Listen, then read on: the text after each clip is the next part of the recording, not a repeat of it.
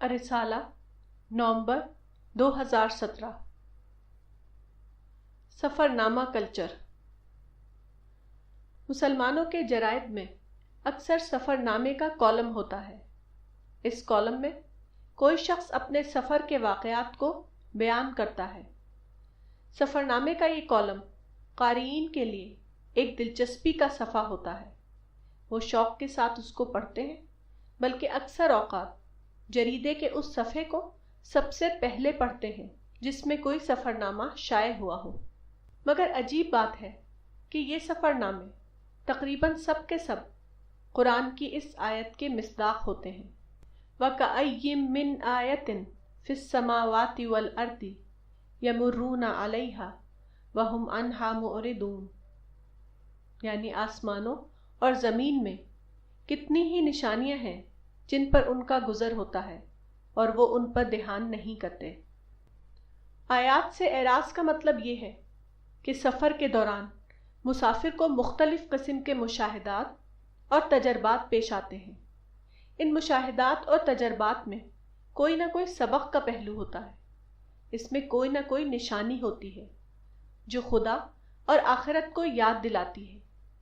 کوئی نہ کوئی ایسی بات ہوتی ہے جو مسافر کے اندر دینی تڑپ جگا دے، مگر یہ سفر نامے اس قسم کے آئٹم سے تقریباً خالی ہوتے ہیں۔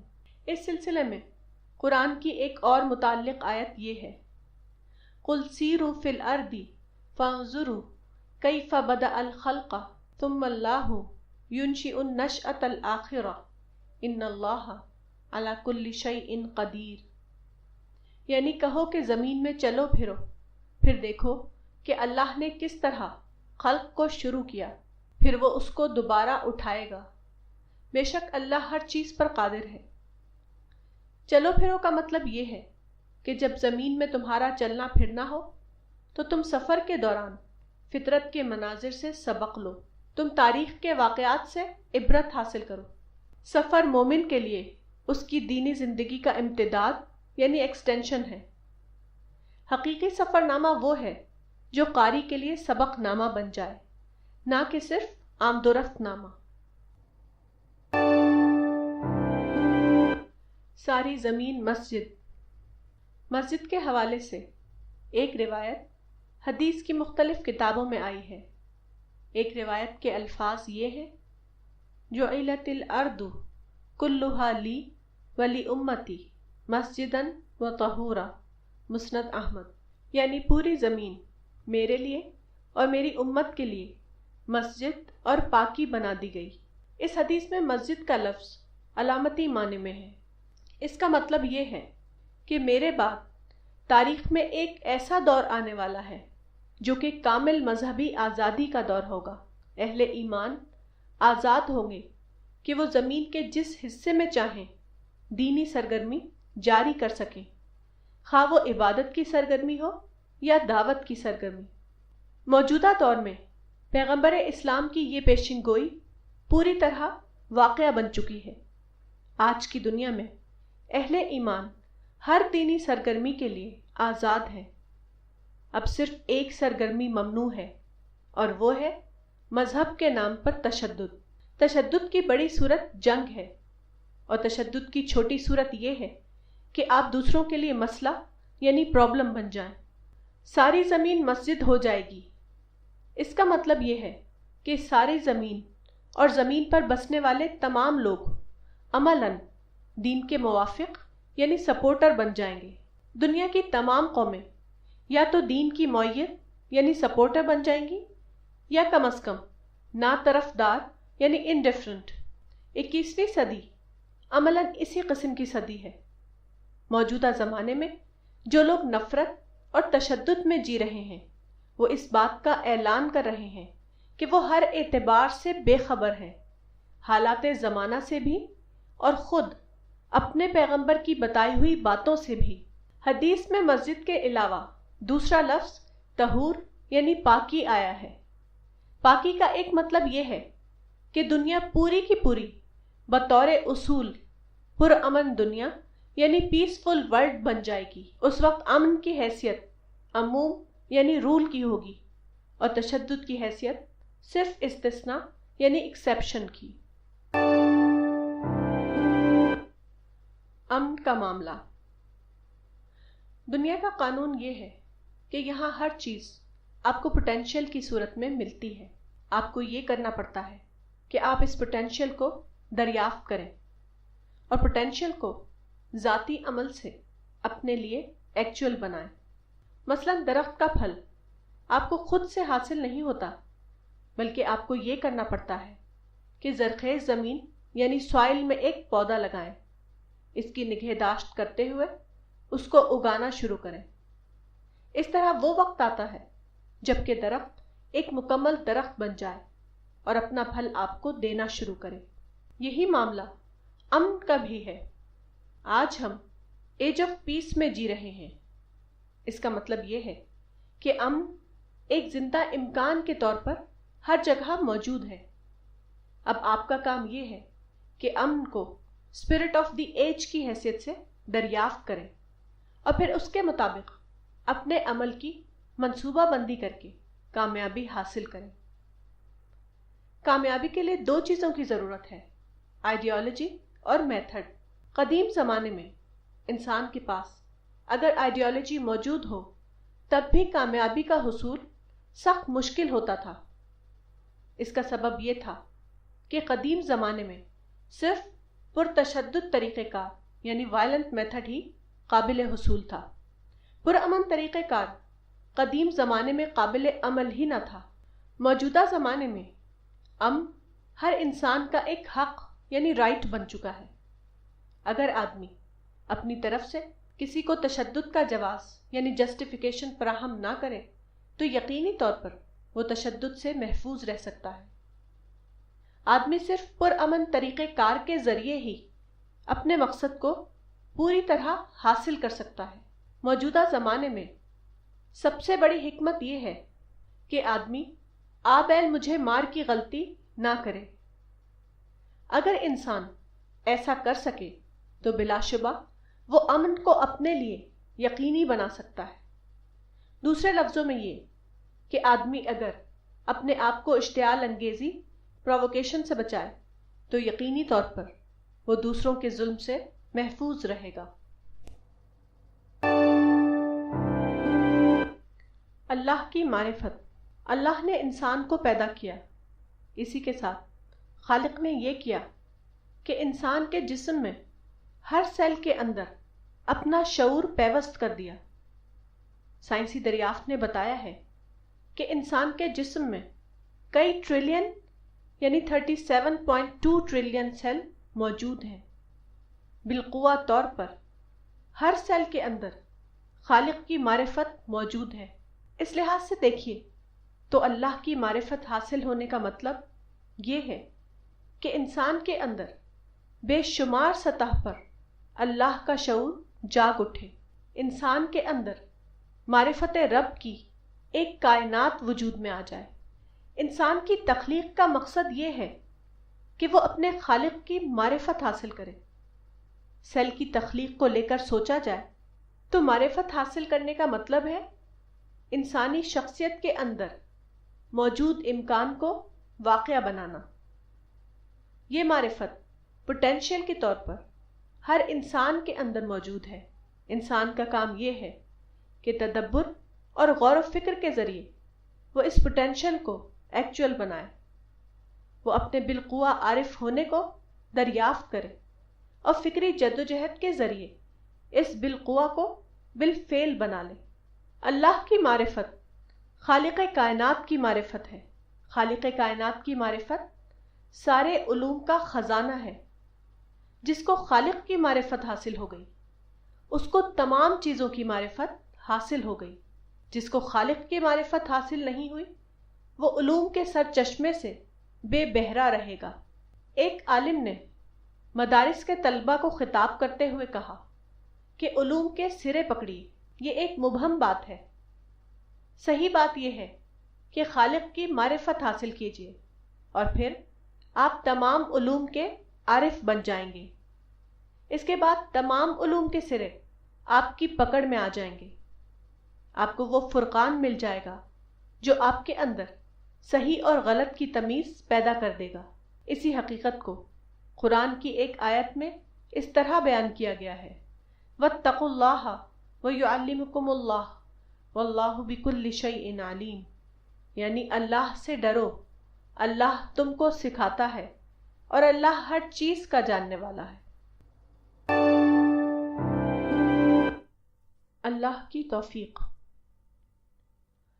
اسلام کی تعلیمات میں سے ایک تعلیم وہ ہے جس کو توفیق الہی کہا جاتا ہے، یعنی انسان اس دنیا میں جب بھی کوئی کام کرتا ہے تو وہ اللہ کی توفیق سے کرتا ہے، یعنی اللہ جب کسی انسان کے اندر استعداد دیکھتا ہے تو وہ اس کو توفیق عطا کرتا ہے، پھر وہ اللہ کی توفیق سے اپنے مقصد میں کامیاب ہو جاتا ہے۔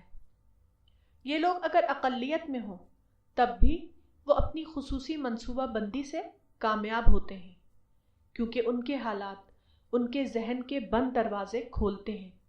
وہ اپنے غیر معمولی حالات میں بھی ایسی بات دریافت کر لیتے ہیں جو لوگ عام حالات میں دریافت نہیں کر پاتے۔ انسان کو اس دنیا میں کامل آزادی ملی ہے، وہ جس طرح چاہے عمل کرے، جس طرح چاہے نہ کرے، لیکن جس دنیا میں انسان کو عمل کرنا ہے وہ دنیا اللہ کی بنائی ہوئی دنیا ہے۔ انسان کے باہر کی پوری دنیا کامل طور پر اللہ کی تخلیق ہے، اس لیے ضروری ہے کہ انسان جب کچھ کرنا چاہے تو خارجی دنیا اس کے ساتھ مساعدت یعنی سپورٹ کرے۔ اس سے معلوم ہوا کہ انسان اگرچہ اپنے عمل کے لیے آزاد ہے، لیکن وہ کوئی عمل اس وقت کر پاتا ہے جبکہ اللہ کا نظام اس کے ساتھ مساعدت کرے۔ اسی لیے انسان کو ہمیشہ اللہ سے مدد کی دعا کرنا چاہیے، کیونکہ اس دنیا میں وہ کوئی کام اس وقت کر سکتا ہے جبکہ اس کو اللہ کی مدد ملتی رہے۔ یہی وہ حقیقت ہے جس کو تمثیل کی زبان میں حدیث میں اس طرح بیان کیا گیا ہے، ان قلوب بنی آدم کلھا بین اصبعین من اصابع الرحمن کقلب واحد یصرفہ حیث یشاء، ثم قال اللہم مصرف القلوب صرف قلوبنا علی طاعتک، صحیح مسلم۔ یعنی تمام اولاد آدم کا دل خدائے رحمان کی انگلیوں میں سے 2 انگلی کے درمیان ہے، ایک دل کی طرح وہ جیسے چاہتا ہے اس میں تصرف کرتا ہے۔ پھر آپ نے دعا کی، اے دلوں میں تصرف کرنے والے ہمارے دلوں کو اپنی اطاعت کی طرف پھیر۔ اس لیے آدمی کو چاہیے کہ وہ ہمیشہ اللہ سے دعا کرتا رہے۔ دوڑو جنت کی طرف۔ کسی انسان کو اگر سچائی کی معرفت ہو جائے تو وہ بہت زیادہ اس بات کا طالب بن جائے گا کہ اس کا خالق اس سے راضی ہو جائے اور وہ اس کو ابدی جنت میں داخل کرے۔ اس حقیقت کو قرآن میں مختلف الفاظ میں بیان کیا گیا ہے۔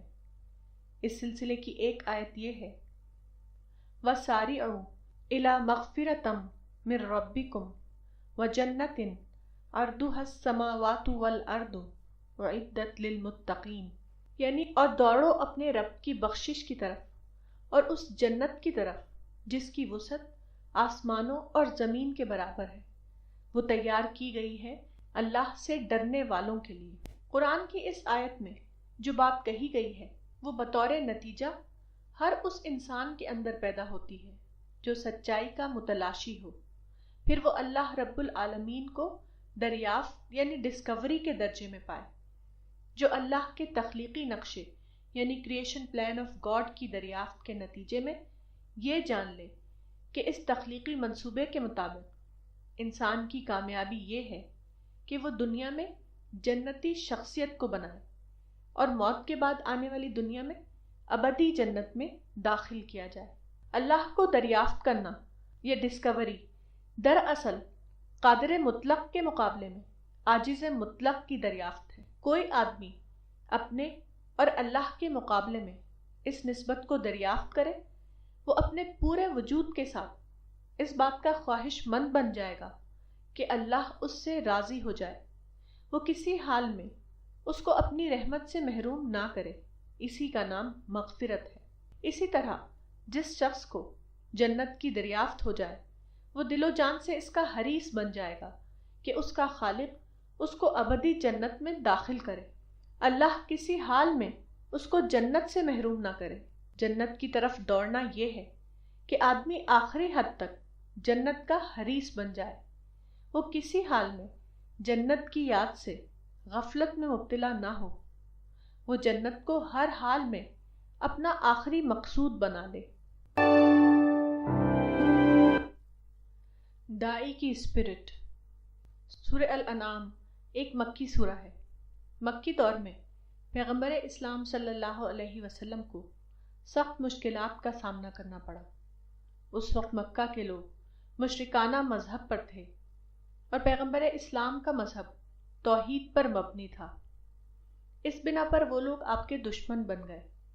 ان حالات میں قرآن کی یہ آیت اتری، قُلْ أَغَيْرَ اللَّهِ أَتَّخِذُ وَلِيًّا فَاطِرِ السَّمَاوَاتِ وَالْأَرْضِ وَهُوَ يُطْعِمُ وَلَا يُطْعَمُ قُلْ إِنِّي أُمِرْتُ أَنْ أَكُونَ أَوَّلَ مَنْ أَسْلَمَ، یعنی کہو کیا میں اللہ کے سوا کسی اور کو مددگار بناؤں جو کہ وجود میں لانے والا ہے آسمانوں اور زمین کا، اور وہ سب کو کھلاتا ہے اور اس کو کوئی نہیں کھلاتا۔ کہو مجھ کو حکم ملا ہے کہ میں سب سے پہلے اسلام لانے والا بنوں۔ قرآن کی یہ آیت مین آف مشن کی اسپرٹ کو بتا رہی ہے۔ مین آف مشن کی اسپرٹ ہوتی ہے آئی ول ڈو اٹ۔ دوسرے لفظوں میں اس آیت کا مطلب تھا کوئی توحید پر نہ چلے تو میں اس پر چلوں گا، کوئی توحید کو نہ اپنائے تو میں اس کو اپناؤں گا، کوئی توحید پرست نہ بنے تو میں اکیلا توحید پرست بنوں گا، کوئی اس مشن کے لیے نہ اٹھے تو میں اس کے لیے اٹھوں گا۔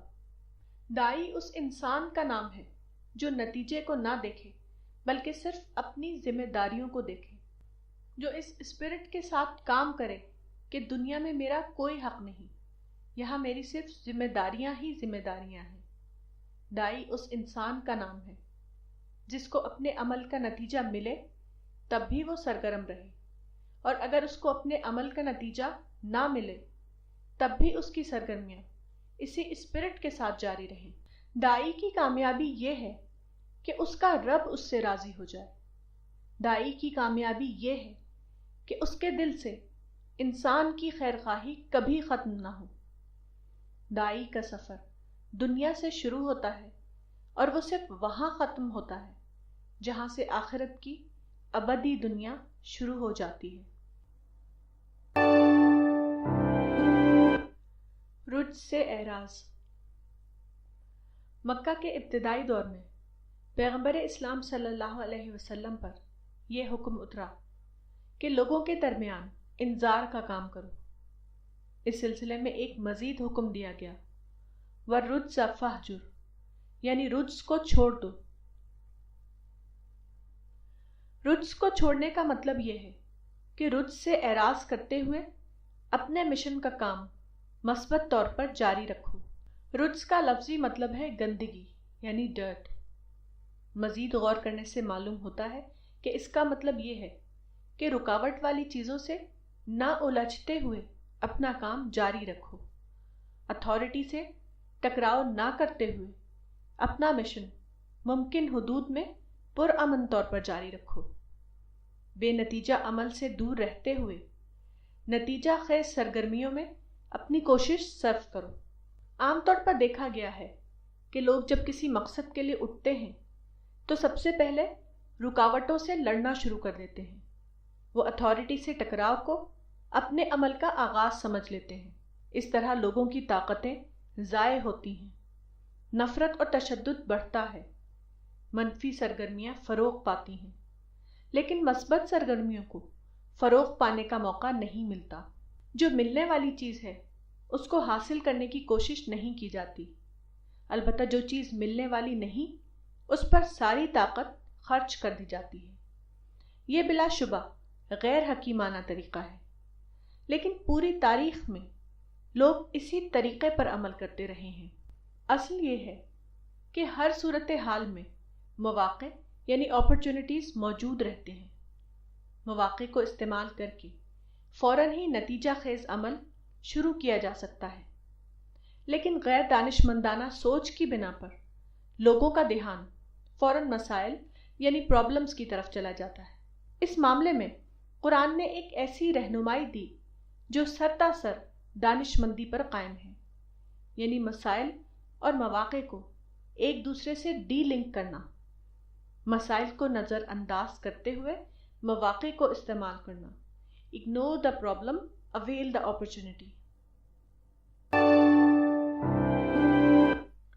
سجدہ دور آخر میں۔ آخری زمانے کے بارے میں پیغمبر اسلام صلی اللہ علیہ وسلم کی ایک پیشن گوئی حدیث میں ان الفاظ میں آئی ہے: لا تقوم الساعة حتى تكون السجدة الواحدة خيرا من الدنيا وما فيها موارد الظمآن، یعنی قیامت اس وقت تک قائم نہیں ہوگی جب تک یہ حال نہ ہو جائے کہ ایک سجدہ دنیا اور اس کی تمام چیزوں سے بہتر بن جائے۔ اس حدیث میں سجدہ اپنے لفظی معنی میں نہیں ہے، بلکہ وہ حقیقی سجدہ کے معنی میں ہے۔ ایک اور حدیث میں آیا ہے کہ آخری زمانے میں مسجدیں نمازیوں سے بھری ہوں گی جبکہ وہ ہدایت سے خالی ہوں گی۔ اس لیے مذکورہ حدیث میں سجدہ لفظی معنی میں نہیں ہو سکتا، بلکہ یہاں سجدے کا لفظ اپنے حقیقی معنی کے اعتبار سے ہے۔ حقیقی سجدہ وہ ہے جو سجدے کی اسپرٹ سے بھرا ہوا ہو، اس میں آدمی اپنے آپ کو خدا کے قریب محسوس کرنے لگے۔ آخری زمانے میں لوگ اس قسم کے سجدے سے محروم ہو جائیں گے۔ اس کا سبب یہ ہوگا کہ اس وقت لوگوں کا سب سے بڑا کنسرن سجدہ نہیں رہے گا، بلکہ مادی انٹرسٹ ان کا سب سے بڑا کنسرن بن جائے گا۔ وہ رسمی طور پر بظاہر سجدہ کریں گے، لیکن ان کا دل اللہ کے علاوہ کہیں اور اٹکا ہوا ہوگا۔ بظاہر زمین پر وہ اپنا سر رکھیں گے، لیکن ان کے دل میں نہ اللہ کی محبت ہوگی اور نہ اللہ کا خوف ہوگا۔ یہ زمانہ عظیم فتنے کا زمانہ ہوگا۔ ایسی حالت میں سچا سجدہ صرف اس شخص کو حاصل ہوگا جو اپنی سوچ کے اعتبار سے اپنے آپ کو زمانے سے اوپر اٹھائے، جو بھلانے والی چیزوں سے الگ ہو کر اللہ کو یاد کر سکے، جو دجالی تزیینات کا پردہ پھاڑ کر اللہ کو دریافت کرے، جو اپنے آپ کو اس قابل بنائے کہ اس کا سجدہ رسمی سجدہ نہ ہو بلکہ وہ ایک عارفانہ سجدہ بن جائے۔ ایسے حالات میں جو شخص سچا سجدہ کرے، اس کا سجدہ بلا شبہ اس کے لیے سب سے بڑے خیر کا سبب بن جائے گا۔ دل کی بیماری۔ قرآن میں ایک نفسیاتی حقیقت کا اعلان ان الفاظ میں کیا گیا ہے: فی قلوبہم مرض فزادہم اللہ مرضا ولہم عذاب علیم بما کانوا یکذبون، یعنی ان کے دلوں میں روگ ہے تو اللہ نے ان کے روگ کو بڑھا دیا اور ان کے لیے دردناک عذاب ہے، اس وجہ سے کہ وہ جھوٹ کہتے تھے۔ اس آیت میں قلبی مرض سے مراد نفاق ہے۔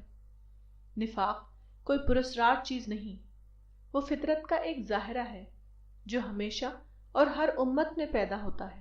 نفاق کسی مخصوص قوم کی اجارہ داری نہیں، اصل یہ ہے کہ کسی امت کی پہلی نسل اخلاص پر کھڑی ہوتی ہے، لیکن امت کی بعد کی نسلوں میں دھیرے دھیرے اخلاص کمزور یا ختم ہو جاتا ہے۔ اب امت کے لیے ان کا دین تاریخی بڑائی یعنی ہسٹوریکل گلوری کی چیز بن جاتا ہے۔ وہ دین کو اپنے لیے فخر کا عنوان بنا لیتے ہیں۔ امت کے افراد کی یہ نفسیات اس میں مانع ہوتی ہے کہ وہ اپنی کمزوری کا اعتراف کریں۔ وہ اپنی قلبی کمزوری کو خوبصورت الفاظ کے ذریعے چھپانے کی کوشش کرتے ہیں۔ اسی حالت کا نام نفاق ہے۔ نفاق کا اصل مفہوم چھپانا ہے، اسی لیے سرنگ کو نفق کہتے ہیں۔ یہ لفظ جنگلی چوہے کے لیے بھی استعمال ہوتا ہے جو خطرے کے وقت اپنے آپ کو بل میں چھپا لیتا ہے۔ انسان کی نسبت سے جب یہ لفظ بولا جائے تو اس سے مراد دوہرا کردار یا ڈبل سٹینڈرڈ ہے، یعنی ایسا انسان جو حقیقت کے اعتبار سے دین سے دور ہو گیا ہو لیکن خوبصورت الفاظ کے ذریعے اپنے آپ کو دیندار بتائے۔ دوسرے الفاظ میں حقیقت کے فقدان کی تلافی خوبصورت الفاظ کے ذریعے کرنا۔ منافقت کا مزاج کسی انسان کے اندر کیوں پیدا ہوتا ہے؟ وہ اس وقت پیدا ہوتا ہے جبکہ اس کے اندر اسلام کی اسپرٹ باقی نہ ہو، لیکن ظاہری نوعیت کے کچھ اعمال کا اظہار کر کے وہ اس بات کی کوشش کرے کہ وہ پورے معنوں میں اسلام پر قائم ہے۔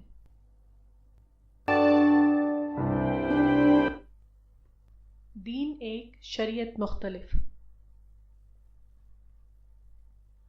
اللہ رب العالمین نے انسان کی ہدایت کے لیے ہر زمانے میں پیغمبر بھیجے۔ ایک روایت کے مطابق ان پیغمبروں کی تعداد 1,24,000 ہے۔ صحیح ابن حبان۔ قرآن میں بتایا گیا ہے کہ ان تمام انبیاء کا دین ایک تھا، البتہ ان کی شریعتیں مختلف تھیں۔ اس سلسلے میں قرآن کے الفاظ یہ ہیں: لِكُلٍّ جَعَلْنَا مِنْكُمْ شِرْعَةً وَمِنْهَاجًا، یعنی ہم نے تم میں سے ہر ایک کے لیے ایک شریعت اور ایک طریقہ ٹھہرایا۔ تمام پیغمبروں کا دین ایک تھا اور وہ دین توحید تھا۔ یہاں دین سے مراد دین توحید ہے، یعنی مبنی پر توحید آئیڈیالوجی۔ توحید کی حیثیت ایک ابدی نظریہ یعنی ایٹرنل آئیڈیالوجی کی ہے۔ یہ دین کا وہ پہلو ہے جو صلۃ العبد بربہ سے تعلق رکھتا ہے، یعنی بندہ اور خدا کے درمیان تعلق کا معاملہ۔ یہ ہمیشہ ایک رہا ہے اور ہمیشہ ایک رہے گا۔ جہاں تک شریعت کا معاملہ ہے تو وہ بندہ اور دوسرے انسانوں کے درمیان تعلق سے قائم ہوتا ہے۔ بندے اور بندے کے معاملے میں تعلق کی نوعیت ہمیشہ بدلتی رہتی ہے، مثلاً کبھی حاکم اور محکوم کا رشتہ، اور کبھی انسان اور انسان کا رشتہ وغیرہ۔ اس لیے اس دوسرے معاملے میں قانون کا ڈھانچہ ہمیشہ ایک نہیں ہو سکتا، وہ حالات کے اعتبار سے بدلتا رہے گا۔ مختلف انبیاء کے درمیان شرائع کا اختلاف اسی بنیاد پر ہے۔ اس کا مطلب یہ نہیں ہے کہ پچھلے زمانے میں انبیاء کے درمیان شریعت کا اختلاف ہوتا تھا اور اب پیغمبر آخر الزماں کے زمانے میں شریعت ہمیشہ ایک رہے گی، یعنی 7ویں صدی عیسوی سے لے کر قیامت تک۔ اصل یہ ہے کہ پیغمبر آخر الزماں کے زمانے میں بھی شریعت کا معاملہ وہی رہے گا جو اس سے پہلے پچھلے انبیاء کے زمانے میں تھا۔ پیغمبر آخر الزماں کے زمانے میں بھی جب حالات بدلیں گے تو ضرورت ہوگی کہ اجتہاد کر کے شریعت محمدی کی نئی تطبیق یعنی نیو ایپلیکیشن دریافت کی جائے۔ اکڑ کی چال۔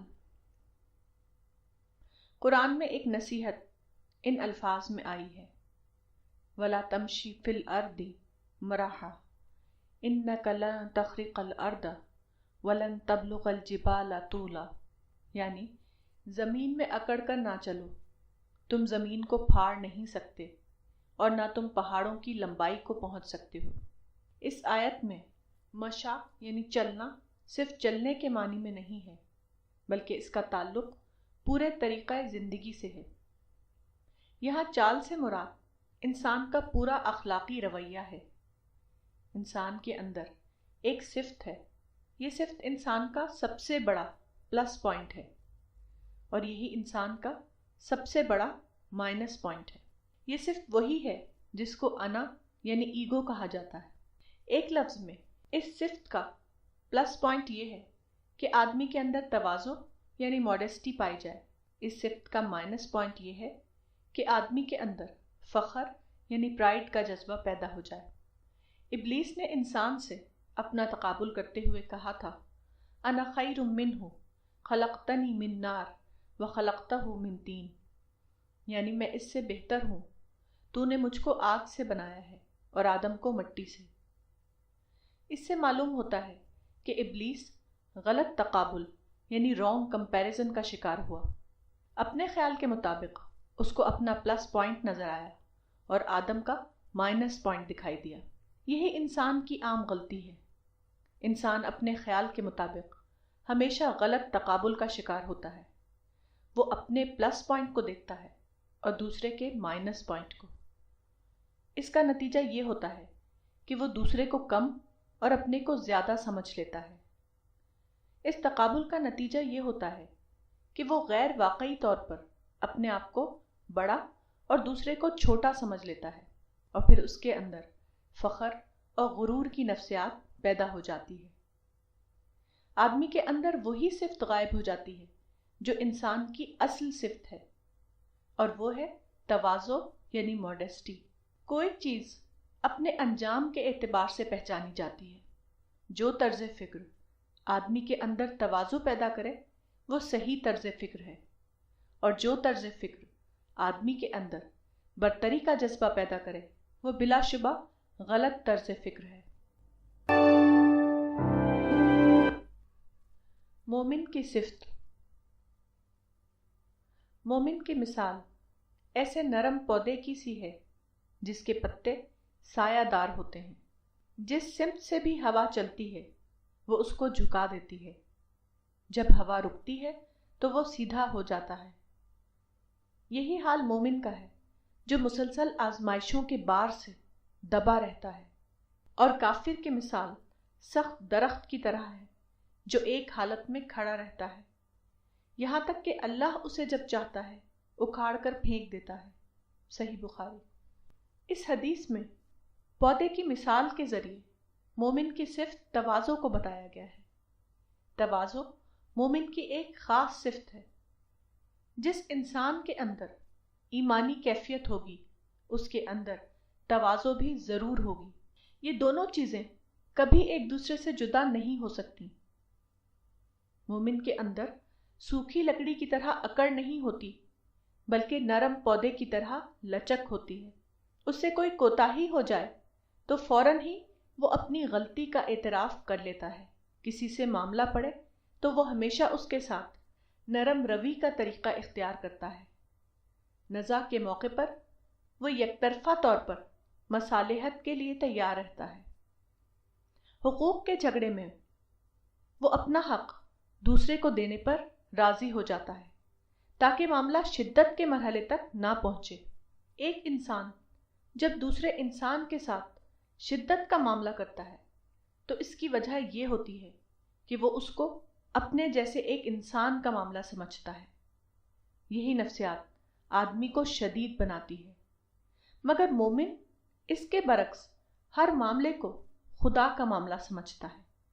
یہ نفسیات اس کے اندر شدت کا خاتمہ کر دیتی ہے۔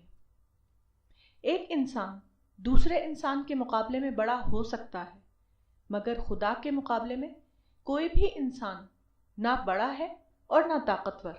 اسی فرق کا یہ نتیجہ ہے کہ انسان اور انسان کا معاملہ ہو تو ان میں سے کوئی چھوٹا نظر آتا ہے اور کوئی بڑا، مگر جب انسان اور خدا کا معاملہ ہو تو تمام انسان یکساں حیثیت اختیار کر لیتے ہیں۔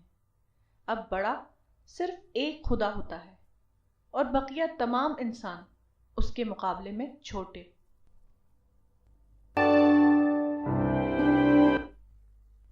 شتم رسول۔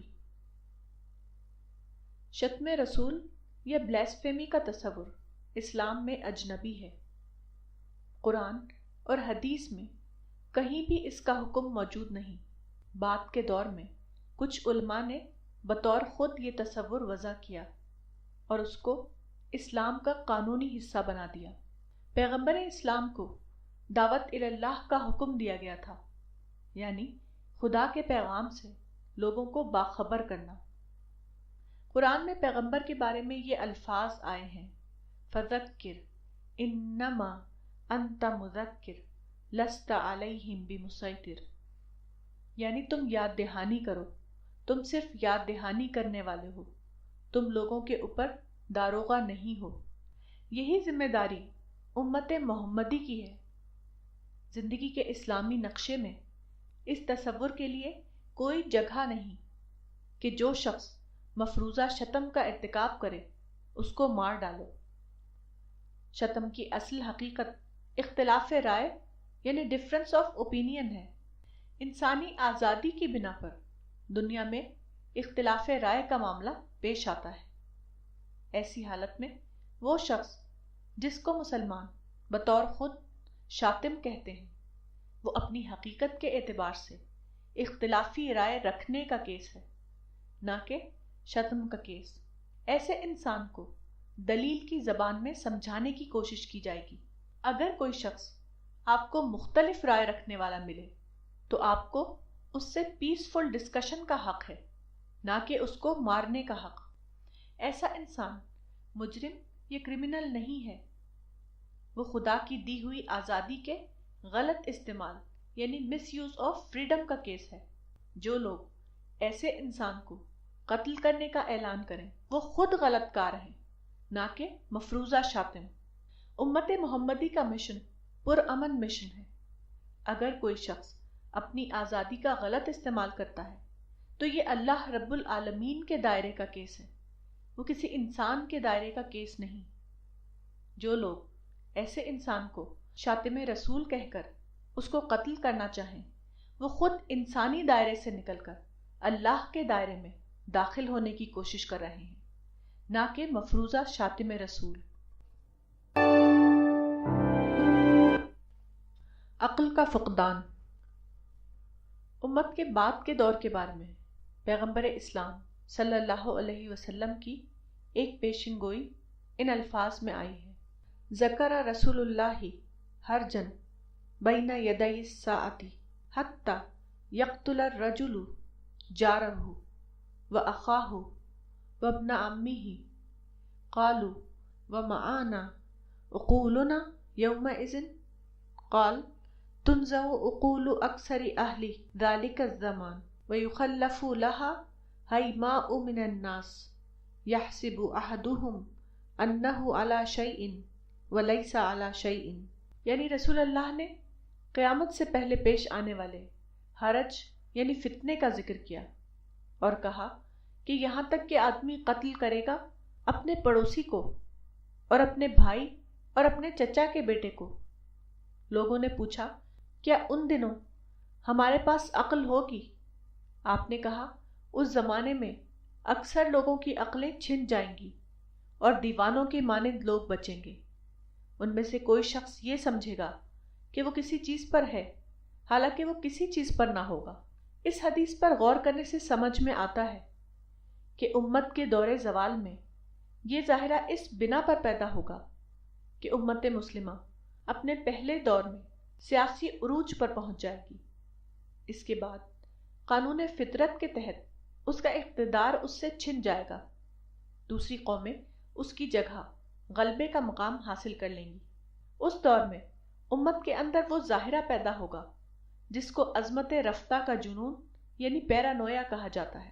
یہ احساس امت کے افراد کے اندر سخت قسم کی انتقامی دیوانگی پیدا کر دے گا۔ امت کے افراد دوسری قوموں سے نفرت کرنے لگیں گے، وہ ہر ایک کو اپنا دشمن سمجھ لیں گے۔ وہ انتقامی نفسیات کے تحت چاہیں گے کہ اپنے مفروضہ دشمنوں کو مٹا ڈالیں، یہاں تک کہ وہ خود اپنے لوگوں کے دشمن ہو جائیں گے، کیونکہ وہ ان کو یہ سمجھنے لگیں گے کہ وہ ان کے دشمنوں کے ایجنٹ ہیں۔ یہ امت کے لیے عقل کے فقدان کا وقت ہوگا۔ وہ ایسے کام کریں گے جن کا تعلق عقل و دانش سے نہ ہوگا، لیکن وہ بطور خود یہ سمجھیں گے کہ وہ عقل پر بھی ہیں اور اسلام پر بھی۔ درجات کی بلندی۔ قرآن میں ایک نصیحت ان الفاظ میں آئی ہے: یا ایھا الذین آمنوا اذا قیل لکم تفسحوا فی المجالس فافسحوا یفسح اللہ لکم واذا قیل انشزوا فانشزوا یرفع اللہ الذین آمنوا منکم والذین اوتوا العلم درجات واللہ بما تعملون خبیر۔ یعنی اے ایمان والو، جب تم کو کہا جائے کہ مجلسوں میں کھل کر بیٹھو تو تم کھل کر بیٹھو، اللہ تم کو کشادگی دے گا، اور جب کہا جائے کہ اٹھ جاؤ تو تم اٹھ جاؤ۔ تم میں سے جو لوگ ایمان والے ہیں اور جن کو علم دیا گیا ہے، اللہ ان کے درجے بلند کرے گا، اور جو کچھ تم کرتے ہو اللہ اس سے باخبر ہے۔ اجتماعی زندگی میں اکثر ایسے واقعات پیش آتے ہیں جو بظاہر معمولی ہوتے ہیں، لیکن کچھ لوگ اس پر افینڈ ہو جاتے ہیں۔ وہ یہ سمجھ لیتے ہیں کہ میرے ساتھ امتیازی سلوک یعنی ڈسکریمنیشن کا معاملہ کیا گیا، میرے اوپر تنقید کی گئی، میرے کام کا اعتراف نہیں کیا گیا، مجھے نیچا دکھانے کے لیے میرے خلاف سازش کی گئی۔ میں ترقی کا مستحق ہوں، لیکن لوگ مجھ کو ترقی دینا نہیں چاہتے۔ میں نے کام زیادہ کیا تھا، لیکن مجھے اس کا معاوضہ کم ملا۔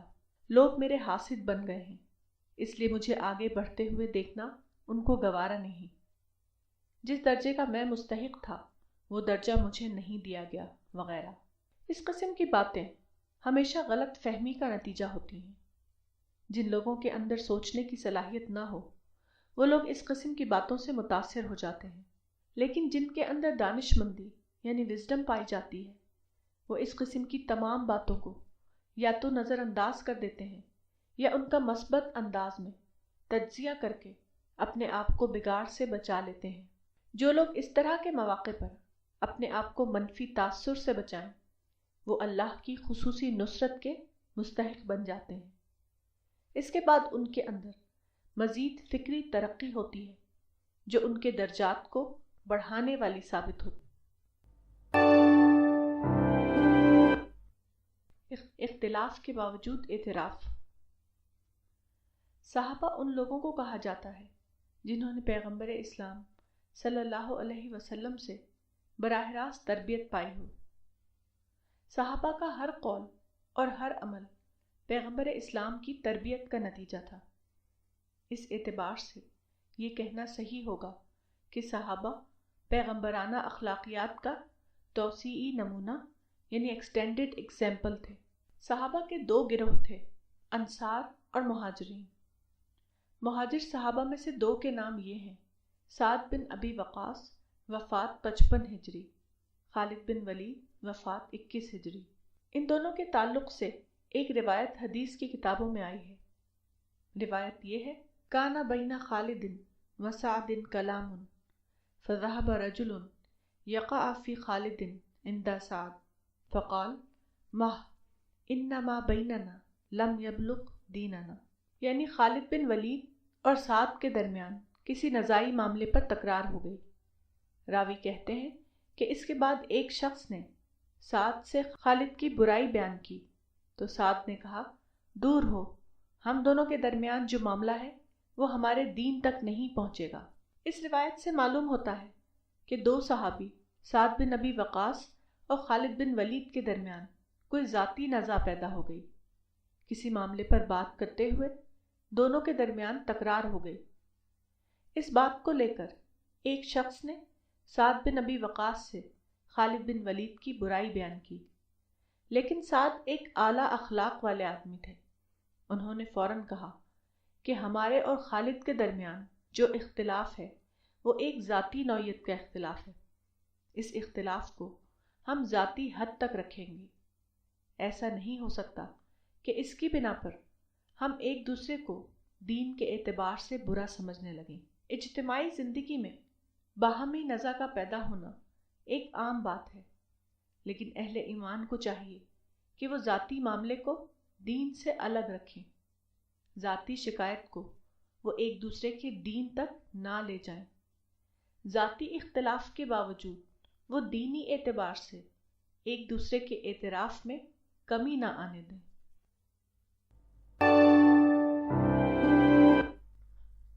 دعوت اور ظلم۔ بہت سے مسلمان ہیں جو یہ کہتے ہیں کہ ہم کو غیر مسلموں میں دعوت کا کام کرنا ہے۔ اسی کے ساتھ وہ کہتے ہیں کہ اگر ہم یہ دیکھیں کہ مسلمانوں کے خلاف ظلم ہو رہا ہے تو ہمیں ظلم کے خلاف لڑائی بھی کرنی ہے۔ ہم کو دونوں کام کرنا ہے، ہم کو دعوت کا کام بھی کرنا ہے اور اسی کے ساتھ ہم کو ظلم کے خلاف لڑنا بھی ہے۔ یہ قرآن کی زبان نہیں ہے بلکہ وہ قومی لیڈر کی زبان ہے۔ قرآن کے مطابق دعوت کا کام کرنے کی پہلی شرط یہ ہے کہ داعی اپنے مدعو کا ناصح یعنی خیر خواہ بنے۔ اگر خیر خواہی نہیں تو دعوت بھی نہیں۔ اس سلسلے میں قرآن کی ایک آیت یہ ہے: فَلَا يُنَازِعُنَّكَ فِي الْأَمْرِ وَادْعُ إِلَىٰ رَبِّكَ، بس اس معاملے میں وہ تم سے ہرگز نزاع نہ کریں اور تم اپنے رب کی طرف بلاؤ۔ وہ تم سے ہرگز نزاع نہ کریں، یہ ایک عربی اسلوب ہے۔ عربی میں کہا جاتا ہے کہ لا یضربنک زید۔ اس جملے کا لفظی ترجمہ یہ ہے کہ زید ہرگز تم کو نہ مارے، مگر حقیقت کے اعتبار سے اس کا مطلب یہ ہے کہ زید کو ہرگز مارنے کا موقع نہ دو۔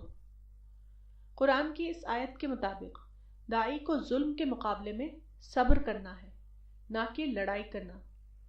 داعی کو اپنے مدعو سے کسی حال میں لڑنا نہیں ہے، اگرچہ بظاہر یہ دکھائی دے کہ مدعو ظلم کر رہا ہے، تب بھی داعی کو چاہیے کہ وہ ظلم کو مینج کرے، نہ کہ ظلم کے نام پر مدعو سے لڑائی کرے۔ دعوت اللہ کا کام ایک خالص اخروی کام ہے۔ اس کام کو قرآن میں انذار و تبشیر کا کام کہا گیا ہے۔ دعوت کا کام یہ ہے کہ انسان کو یہ بتایا جائے کہ اللہ رب العالمین کا تخلیقی منصوبہ یعنی کریشن پلان کیا ہے۔ انسان کا اصل کام یہ ہے کہ وہ اپنے آپ کو ایسے متقی انسان کی حیثیت سے ڈیولپ کرے کہ آخرت میں اس کو ابدی جنت میں داخلہ دیا جائے۔ دعوت ایک ایسا کام ہے جو غیر قومی بھی ہے اور غیر سیاسی بھی۔ اسلام میں صرف دفاعی جنگ ہے۔ دفاعی جنگ حاکم کا معاملہ ہے، داعی کا اس معاملے سے کوئی تعلق نہیں۔ روشن ہدایت۔ دین اسلام ہر اعتبار سے ایک واضح دین ہے۔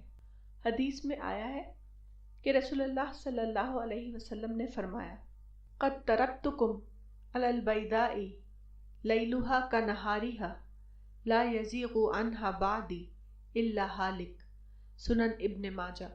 یعنی میں تمہارے پاس ایک روشن دین چھوڑ رہا ہوں، اس کی راتیں بھی اس کے دن کی طرح ہے، میرے بعد کوئی اس سے دور نہیں ہوگا سوائے اس آدمی کے جو ہلاک ہونے والا ہے۔ یہاں یہ سوال ہے کہ جب دین اتنا واضح ہے تو اس میں اختلافات کیوں؟ قرآن کی تفسیر میں اختلاف، حدیث کی شرح میں اختلاف، فقہی مسائل میں اختلاف وغیرہ۔ رسول اللہ نے فرمایا تھا کہ تم اس طرح نماز پڑھو جس طرح مجھ کو نماز پڑھتے ہوئے دیکھتے ہو، لیکن آپ کے بعد نماز کے مسائل میں اتنے اختلافات ہوئے کہ مسلمانوں کے درمیان کئی مستقل فقہی اسکول بن گئے وغیرہ۔ یہ اختلاف ایک مطلوب اختلاف ہے۔ یہ اختلاف اس لیے ہے تاکہ لوگ اس پر تدبر کریں، لوگ خود اپنے ذہن کو استعمال کریں، یہاں تک کہ ہر شخص دین کو ری ڈسکور کرے، ہر آدمی خود دریافت کردہ سچائی یعنی سیلف ڈسکورڈ ٹروتھ پر کھڑا ہو۔ نجران کے کچھ حق کے متلاشی لوگ مدینہ آئے تاکہ وہ رسول اللہ صلی اللہ علیہ وسلم سے سچائی کو دریافت کریں۔ یہ قصہ قرآن میں ان الفاظ میں بیان ہوا ہے، وَإِذَا سَمِعُوا مَا أُنزِلَ إِلَى الرَّسُولِ تَرَىٰ أَعْيُنَهُمْ تَفِيضُ مِنَ الدَّمْعِ مِمَّا عَرَفُوا مِنَ الْحَقِّ، یعنی اور جب انہوں نے اس کلام کو سنا جو رسول پر اتارا گیا ہے تو تم دیکھو گے کہ ان کی آنکھوں سے آنسو جاری ہیں، اس سبب سے کہ انہوں نے حق کی معرفت حاصل کر لی۔ آیت میں وَإِذَا سَمِعُوا کے بعد بظاہر علیمو یعنی انہوں نے جان لیا آنا چاہیے تھا، مگر یہاں عرفو کا لفظ آیا ہے۔ اس کا مطلب یہ ہے کہ سننے کے بعد ابتدائی طور پر انہوں نے سچائی کو صرف جانا تھا، مگر اپنی طرف سے تدبر کا اضافہ کر کے انہوں نے اپنے جاننے کو معرفت یعنی سیلف ڈسکوری بنایا۔ ایسا اس لیے ہوا تاکہ وہ خود دریافت کردہ معرفت پر کھڑے ہونے کی سعادت حاصل کر سکیں۔ انسان کو اس کے خالق نے صحیح فطرت پر پیدا کیا ہے، جیسا کہ قرآن میں آیا ہے فَأَلْهَمَهَا فُجُورَهَا وَتَقْوَاهَا۔ انسان کے آس پاس جو دنیا ہے، جس کو قرآن مجید میں زمین و آسمان کے الفاظ میں تعبیر کیا گیا ہے، اس میں ایسی آیات یعنی سائنس ہیں جو خاموش زبان میں سچائی کا اعلان کر رہے ہیں۔ تاریخ کے تمام واقعات دین خداوندی کی صداقت کے گواہ ہیں۔ نیز یہ کہ پیغمبر کے ذریعے قرآن و سنت کی صورت میں ہدایت کا پورا سامان انسان کے لیے مہیا کر دیا گیا ہے وغیرہ۔ اس کے باوجود قانون فطرت کے مطابق دنیا کی تمام چیزوں کے ساتھ ہمیشہ ایک شبہ کا عنصر یعنی ایلیمنٹ آف ڈاؤٹ موجود رہتا ہے۔ اس حقیقت کو قرآن میں ان الفاظ میں بیان کیا گیا ہے، وَقَالُوا لَوْلَا أُنزِلَ عَلَيْهِ مَلَكٌ وَلَوْ أَنزَلْنَا مَلَكًا لَقُضِيَ الْأَمْرُ ثُمَّ لَا يُنظَرُونَ وَلَوْ جَعَلْنَاهُ مَلَكًا لَجَعَلْنَاهُ رَجُلًا وَلَلَبَسْنَا عَلَيْهِمْ مَا يَلْبِسُونَ، یعنی اور وہ کہتے ہیں کہ اس پر کوئی فرشتہ کیوں نہیں اتارا گیا، اور اگر ہم کوئی فرشتہ اتارتے تو معاملے کا فیصلہ ہو جاتا، پھر انہیں کوئی مہلت نہ ملتی، اور اگر ہم کسی فرشتے کو رسول بنا کر بھیجتے تو اس کو بھی آدمی بناتے اور ان کو اسی شبے میں ڈال دیتے جس میں وہ اب پڑے ہوئے ہیں۔ سچائی کی ہدایت اگرچہ انسان کو اللہ رب العالمین کی طرف سے دی گئی ہے، لیکن اللہ کو یہ منظور ہے کہ وہ اپنے ہدایت یاب بندوں کو اس بات کا کریڈٹ دے کہ انہوں نے اپنی عقل کو استعمال کر کے ذاتی طور پر سچائی کو دریافت کیا۔ اختلافات کے جنگل میں وہ خود دریافت کردہ سچائی یعنی سیلف ڈسکورڈ ٹروتھ پر کھڑے ہوں۔ یہ اللہ رب العالمین کی طرف سے انسان کے لیے ایک مزید عنایت کا معاملہ ہے۔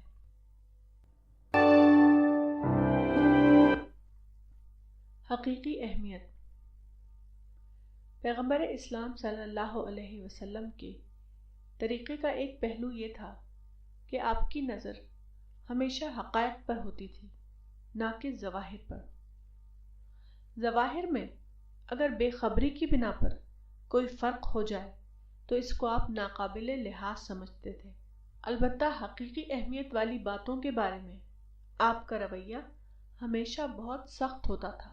پیغمبر اسلام کے آخری حج کا ایک واقعہ حدیث کی مختلف کتابوں میں تھوڑے تھوڑے لفظی فرق کے ساتھ آیا ہے۔ یہ آپ کی زندگی کا آخری سال تھا۔ آپ حج کا فریضہ ادا کرنے کے بعد منا میں بیٹھے ہوئے تھے۔ لوگ آپ کے پاس آتے اور حج کے مسائل دریافت کرتے۔ کوئی کہتا کہ مجھے مسئلہ معلوم نہ تھا، چنانچہ میں نے ذبح کرنے سے پہلے بال منڈوا لیے۔ کوئی کہتا کہ میں نے رمی سے پہلے نہر یعنی قربانی کر لی۔ آپ ہر ایک سے کہتے کہ کر لو، کوئی حرج نہیں۔ اسی طرح بار بار لوگ آتے رہے اور تقدیم اور تاخیر کی بابت سوال کرتے رہے۔ آپ ہر ایک سے یہی کہتے، کر لو، کوئی حرج نہیں، افعل ولا حرج۔ ابو داؤد کی روایت میں مزید ان الفاظ کا اضافہ ہے، کوئی حرج نہیں، کوئی حرج نہیں۔ حرج تو اس شخص کے لیے ہے جو ایک مسلمان کو بے عزت کرے، ایسا ہی شخص ظالم ہے۔ یہی وہ شخص ہے جس نے حرج کیا اور ہلاک ہوا۔ سنن ابی داؤد۔ دین میں اصل اہمیت معنی کی ہے، نہ کہ ظواہر کی۔ ایک شخص ظاہری چیزوں کا زبردست اہتمام کرے مگر معنوی پہلو کے معاملے میں وہ غافل ہو تو ایسا شخص اسلام کی نظر میں بے قیمت ہو جائے گا۔ اللہ ہمیشہ آدمی کی نیت کو دیکھتا ہے۔ نیت اگر اچھی ہے تو ظاہری چیزوں میں کمی یا فرق کو نظر انداز کر دیا جاتا ہے، لیکن اگر آدمی کی نیت اچھی نہ ہو تو اللہ کی نظر میں اس کی کوئی قیمت نہیں، خواہ اس نے ظواہر کے معاملے میں کتنا ہی زیادہ اہتمام کر رکھا ہو۔ ظاہری خوشنمائی سے انسان فریب میں آ سکتا ہے، مگر ظاہری خوشنمائی کی خدا کے نزدیک کوئی وقت نہیں۔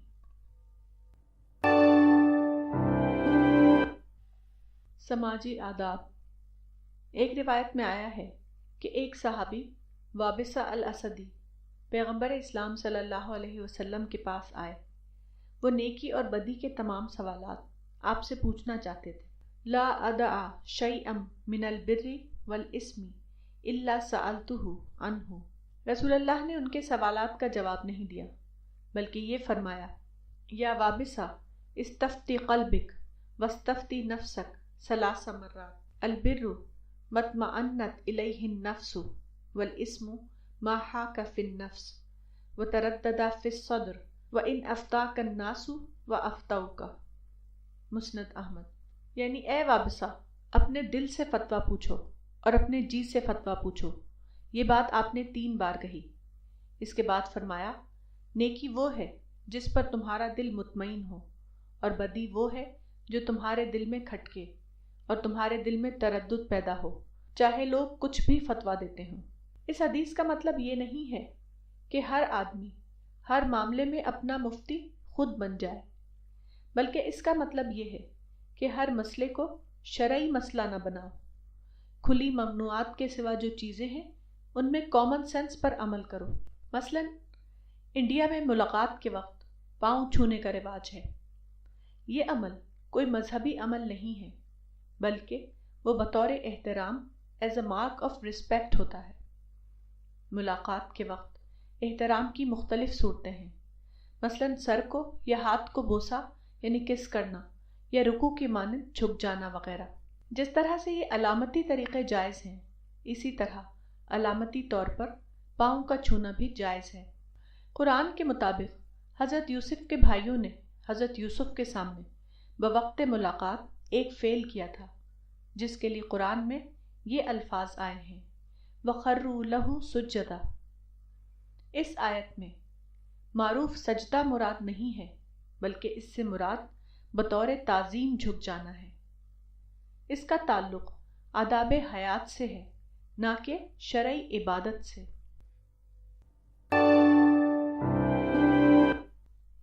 دین میں عقل کا استعمال. دین میں عقل کا استعمال بلا شبہ عین درست ہے. خود قرآن میں لب یعنی عقل کے استعمال کی ترغیب دی گئی ہے، مگر اس کا مطلب یہ نہیں ہے کہ آدمی یونانی کلامیات کے ماڈل پر اسلام کو جانچنے کی کوشش کرے، جیسا کہ الرازی اور الجوینی جیسے لوگوں نے کیا. قدیم زمانے میں مسلم متکلمین نے دین میں عقل کو استعمال کیا تو اس پر علماء نے سخت نکیر کی. مثلا امام مالک ابن انس اور امام ابو یوسف نے کہا تھا من طلب الدین بالکلامی تزندق ضم الکلامی و اہلہ للہروی المدینہ المنورہ. یعنی جس نے دین کو کلام کے ذریعے حاصل کرنا چاہا وہ زندیق ہو گیا. یہ قول بجائے خود بلا شبہ درست ہے، لیکن وہ خود عقل کے اعتبار سے نہیں ہے، بلکہ عقل کے ایک غلط استعمال کے اعتبار سے ہے، جو کہ حقیقت میں لفظی موشگافی تھا، نہ کہ حقیقی معنوں میں عقل. حقیقت یہ ہے کہ عقل کا ارتقاء صحیح معنوں میں اس وقت سے ہوا جبکہ دنیا میں عقلی سائنس یعنی سائنٹیفک ریزننگ وجود میں آئی. دین میں عقل کے استعمال کا مطلب ہے کہ دینی مسائل کے معاملے میں عقلی اطمینان حاصل کرنا، تاکہ انسان جب اس دنیا سے جائے تو قلب سلیم کے ساتھ جائے.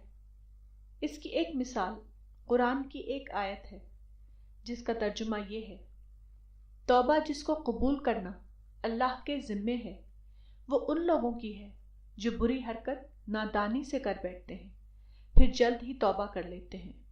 وہی ہیں جن کی توبہ اللہ قبول کرتا ہے، اور اللہ جاننے والا حکمت والا ہے. قرآن کی اس آیت میں توبہ قریب یعنی اسپیڈی ریپینٹنس کا لفظ کیوں آیا ہے؟ اس کا جواب علم النفس کے مطالعے سے معلوم ہوتا ہے. انسانی نفسیات کا مطالعہ بتاتا ہے کہ انسان کے دماغ کے 3 حصے ہیں: شعور یعنی کانشیس مائنڈ، تحت الشعور یعنی سب کانشیس مائنڈ، اور لا شعور یعنی ان کانشیس مائنڈ. یہ فرق انسان کی فطری ساخت کے مطابق ہے. جب آدمی غلطی کرتا ہے تو ابتداءً غلطی کا شعور اس کے زندہ حافظے یعنی لیونگ میموری میں ہوتا ہے. اس وقت آدمی اگر اپنا محاسبہ یعنی انٹروسپیکشن کرے تو ابتدائی مرحلے میں آدمی اپنی غلطی کو شدت کے ساتھ محسوس کرے گا اور جلد ہی وہ اپنی غلطی کی اصلاح کر لے گا.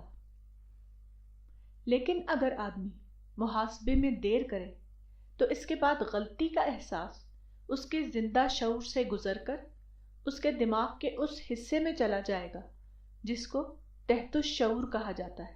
اب غلطی کے بارے میں اس کے اندر حساسیت بہت کم ہو جاتی ہے۔ آدمی نے اگر اب بھی اپنا محاسبہ نہیں کیا تو اس کے بعد تیسرا درجہ یہ آتا ہے کہ غلطی کا احساس آدمی کے لاشعور میں چلا جاتا ہے۔ اس تیسرے درجے کو پہنچنے کے بعد آدمی کے اندر غلطی کے بارے میں کامل غفلت کا دور آ جاتا ہے۔ اسی کو قرآن میں طول امد سے قساوت کا پیدا ہونا بتایا گیا ہے۔ اسی نفسیاتی تجزیے کا دوسرا نام دین کے معاملے میں عقل کا استعمال کرنا ہے۔ اس معاملے کو سمجھنے کے لیے ایک اور آیت قرآنی کا مطالعہ کیجیے۔ اس آیت کا ترجمہ یہ ہے: اے ایمان والو، تم اپنی آوازیں پیغمبر کی آواز سے اوپر مت کرو اور نہ اس کو اس طرح آواز دے کر پکارو جس طرح تم آپس میں ایک دوسرے کو پکارتے ہو، کہیں ایسا نہ ہو کہ تمہارے اعمال برباد ہو جائیں اور تم کو خبر بھی نہ ہو۔ اس آیت میں جو بات کہی گئی ہے وہ صرف پیغمبر کی فضیلت یا پیغمبر کے معاملے میں ادب کے اعتبار سے نہیں ہے، بلکہ اصلاً وہ دین خداوندی کے اعتبار سے ہے۔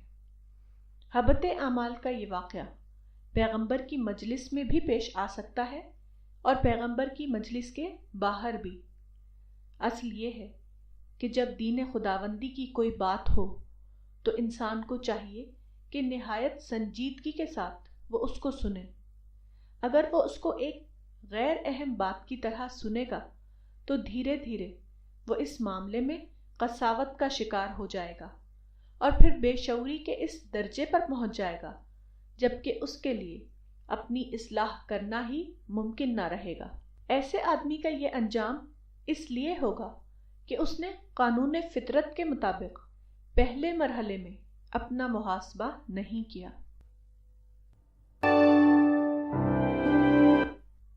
مدح، تنقید۔ احادیث میں کثرت سے یہ تلقین کی گئی ہے کہ تم کسی کی مدح نہ کرو۔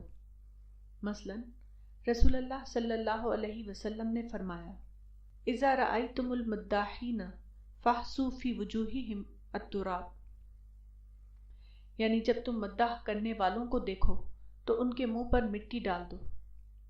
اسی طرح ایک روایت میں آیا ہے: سمع النبی صلی اللہ علیہ وسلم رجلا یثنی علی رجل ویطریہ فی المدح فقال لقد اہلکتم او قطعتم ظہر الرجل، یعنی رسول اللہ صلی اللہ علیہ وسلم نے سنا کہ ایک شخص دوسرے شخص کی تعریف کر رہا ہے اور اس کی تعریف میں وہ مبالغہ کر رہا ہے۔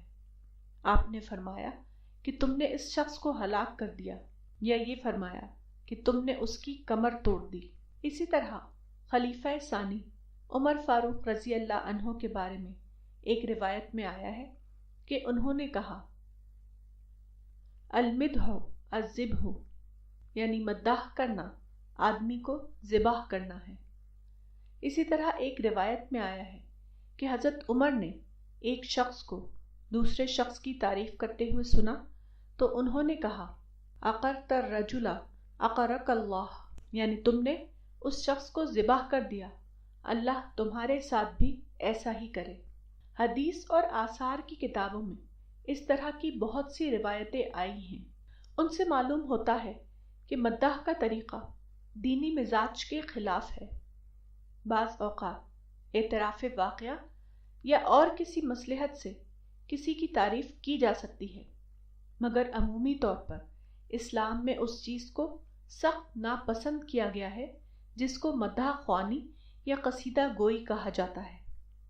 اس قسم کی تعریف مادح کے لیے مصلحت پرستی ہے اور ممدوح کے لیے اس کو عجب کی غذا دینا ہے۔ اس لیے یہ فعل مادح اور ممدوح دونوں کے لیے ہلاکت خیز ہے۔ تاہم یہ بات قابل غور ہے کہ احادیث میں تعریف کی تو مذمت کی گئی ہے مگر تنقید کی مذمت نہیں کی گئی۔ غالباً کوئی بھی صحیح حدیث ایسی نہیں جس میں تنقید کے فعل کو اس طرح مطلق طور پر مذموم قرار دیا گیا ہو جس طرح مداح کو مذموم قرار دیا گیا ہے، بلکہ اس کے برعکس تنقید کی حوصلہ افزائی کی گئی ہے۔ مثلاً بہت سی حدیثوں میں لسان کے ذریعے نہی عن المنکر کا حکم آیا ہے اور اس کو ایمان کی لازمی علامت بتایا گیا ہے۔ اسی طرح حدیث میں بتایا گیا ہے کہ سلطان کے سامنے کلمہ حق کہنا ایک افضل جہاد ہے وغیرہ۔ ظاہر ہے کہ اس قسم کا کام تنقید ہی کی زبان میں ہوگا، نہ کہ تعریف کی زبان میں۔ جب بھی ایک شخص کسی برائی کو دیکھے، خواہ برائی کرنے والا کوئی عام آدمی ہو یا خاص آدمی، اور پھر وہ اس کے خلاف لسانی جہاد کرے، تو یہ لسانی جہاد عین وہی فعل ہوگا جس کو تنقید کہا جاتا ہے۔ نقد یا تنقید دراصل لسانی جہاد کا ہی دوسرا نام ہے۔ اب سوال یہ ہے کہ شریعت میں مدح اور تنقید کے درمیان یہ فرق کیوں کیا گیا ہے؟ اس فرق کا سبب یہ ہے کہ مدح ایک اخلاقی برائی ہے، جبکہ تنقید ایک اعلیٰ درجے کی علمی اور اخلاقی خوبی ہے۔ کسی معاشرے میں مدح کا رواج پورے معاشرے کو منافقت کا معاشرہ بنا دیتا ہے۔ اس کے مقابلے میں جس سماج میں تنقید اور اختلاف کو سننے کا مزاج ہو، وہ معاشرہ ذہنی اور فکری ترقی کی طرف رواں دواں رہتا ہے۔ تنقید ایک مسلسل احتساب کا عمل ہے۔ تنقید زندہ معاشرے کی علامت ہے۔ کسی معاشرے میں تنقید کا عمل نہ ہونا یا تنقید کو برا سمجھنا صرف اس وقت ہوتا ہے جب کہ معاشرہ زوال کا شکار ہو گیا ہو، وہ زندگی کی حرارت کھو بیٹھا ہو، کھلے ذہن کے ساتھ سوچنے کی صلاحیت اس کے اندر باقی نہ رہی ہو۔ تنقید کی حیثیت ایک علمی اور فکری چیلنج کی ہے۔ چیلنج ہر قسم کی ترقی کی واحد ضمانت ہے۔ جس معاشرے میں چیلنج نہ ہو، وہ معاشرہ کبھی ترقی نہیں کر سکتا۔ اسی طرح جو معاشرہ تنقید سے محروم ہو جائے، وہ علمی اور فکری ترقی سے بھی محروم ہو جائے گا۔ اس معاملے کی تفصیل میں نے اپنی کتاب دین انسانیت کے باب حریت فکر میں بیان کی ہے، اور اسلام کے دور اول کی مثالوں سے اس کو واضح کیا ہے۔ تاہم تنقید اور تنقیص میں بہت زیادہ فرق ہے۔ یہاں تک کہ یہ کہنا درست ہوگا کہ تنقید مکمل طور پر جائز ہے اور تنقیص مکمل طور پر ناجائز۔ تنقید بلا شبہ ایک مطلوب چیز ہے اور تنقیص بلا شبہ ایک غیر مطلوب چیز۔ تنقید دراصل علمی اختلاف کا دوسرا نام ہے۔ حقائق و واقعات کی روشنی میں خالص موضوعی انداز میں کسی معاملے کا تجزیہ کرنا وہ چیز ہے جس کو تنقید کہا جاتا ہے۔ تنقید خواہ بظاہر کسی شخص کے افکار و آراء کے حوالے سے ہو، مگر اپنی حقیقت کے اعتبار سے وہ معاملے کی اصولی وضاحت ہوتی ہے۔ اس میں غلط اور صحیح کے درمیان تقابل ہوتا ہے، نہ کہ ایک شخص اور دوسرے شخص کے درمیان۔ اس کے برعکس تنقیص ایک شخصی عیب جوئی ہے۔ تنقیص کرنے والے کے سامنے اصلاً کسی امر حق کی وضاحت نہیں ہوتی، بلکہ ایک شخص کی تذلیل اور تحقیر ہوتی ہے جس کو اس نے کسی وجہ سے اپنا مخالف سمجھ لیا ہے۔ تنقیص صرف ایک غیر اخلاقی فعل ہے، وہ کسی درجے میں بھی کوئی علمی واقعہ نہیں۔ تنقید کا عمل اگر علمی اصول کی بنیاد پر ہوتا ہے تو تنقیص کا عمل کسی شخص کے خلاف ذاتی سب و شتم کی بنیاد پر۔ القاب کلچر۔ انسان فطری طور پر عظمت پسند ہے۔ اس بنا پر ایسا ہوتا ہے کہ اگر انسان کے پاس حقیقی عظمت نہ ہو تو وہ عظمت کے الفاظ بول کر اپنے اس جذبے کی تسکین حاصل کرتا ہے۔ یہی وہ لوگ ہیں جن کے اندر القاب کلچر ترقی کرتا ہے۔ مثلاً اپنی پسند کے افراد کو بڑے بڑے القاب دینا، جیسے great leader, great thinker, great mind وغیرہ۔ اس قسم کا القاب کلچر اسلام میں پسند نہیں کیا گیا ہے۔ چنانچہ صحابہ ہمیشہ سادہ الفاظ بولتے تھے۔ بڑے الفاظ کے ساتھ کسی کا ذکر کرنا ان کے ہاں رائج نہ تھا۔ اس کا سبب یہ ہے کہ القاب ہمیشہ مبالغہ آمیز ہوتے ہیں۔ اسلام کی اسپرٹ یہ ہے کہ آدمی کو اس کی واقعی حیثیت کے مطابق پکارا جائے۔ مثلا حضرت عمر نے اپنے لیے امیر المومنین کا لقب اختیار کیا کیونکہ بطور واقعہ وہ امیر المومنین ہی تھے۔ ان الفاظ میں کسی قسم کا مبالغہ شامل نہ تھا۔ اس کے برعکس شخصی سلطنت کے زمانے میں حکمرانوں کو شہنشاہ جیسے الفاظ بولنا، یعنی بادشاہوں کا بادشاہ وغیرہ، یہ لفظ ایک مبالغے کا لفظ ہے۔ کوئی بھی شخص حقیقت میں بادشاہوں کا بادشاہ نہیں ہوتا، لیکن ایسے الفاظ بول کر فرضی طور پر یہ ظاہر کیا جاتا ہے کہ مذکورہ شخص بادشاہوں کا بادشاہ ہے۔ مگر اس کا نقصان یہ ہوتا ہے کہ جن لوگوں کے اندر القاب کلچر رائج ہو جائے، ان کے اندر لازماً ایک چیز ختم ہو جاتی ہے، وہ ہے حقیقت پسندانہ سوچ، یعنی ریئلسٹک تھنکنگ یا ایز اٹ از سوچ، ایز اٹ از تھنکنگ۔ اسی کو سائنٹیفک ٹیمپر کہا جاتا ہے۔ القاب کلچر حقیقت پسندانہ سوچ کا قاتل ہے۔ اسی حقیقت کو ایک حدیث میں دعا کے الفاظ کے طور پر اس طرح کہا گیا ہے: اے اللہ، مجھے چیزوں کو ویسا ہی دکھا جیسا کہ وہ ہیں۔ اللہم ارنا الاشیاء کما ہی۔ القاب کلچر غیر حقیقت پسندانہ مزاج پیدا کرتا ہے۔ جو لوگ اس مزاج کا شکار ہو جائیں وہ کبھی کوئی بڑا کارنامہ انجام نہیں دے سکتے۔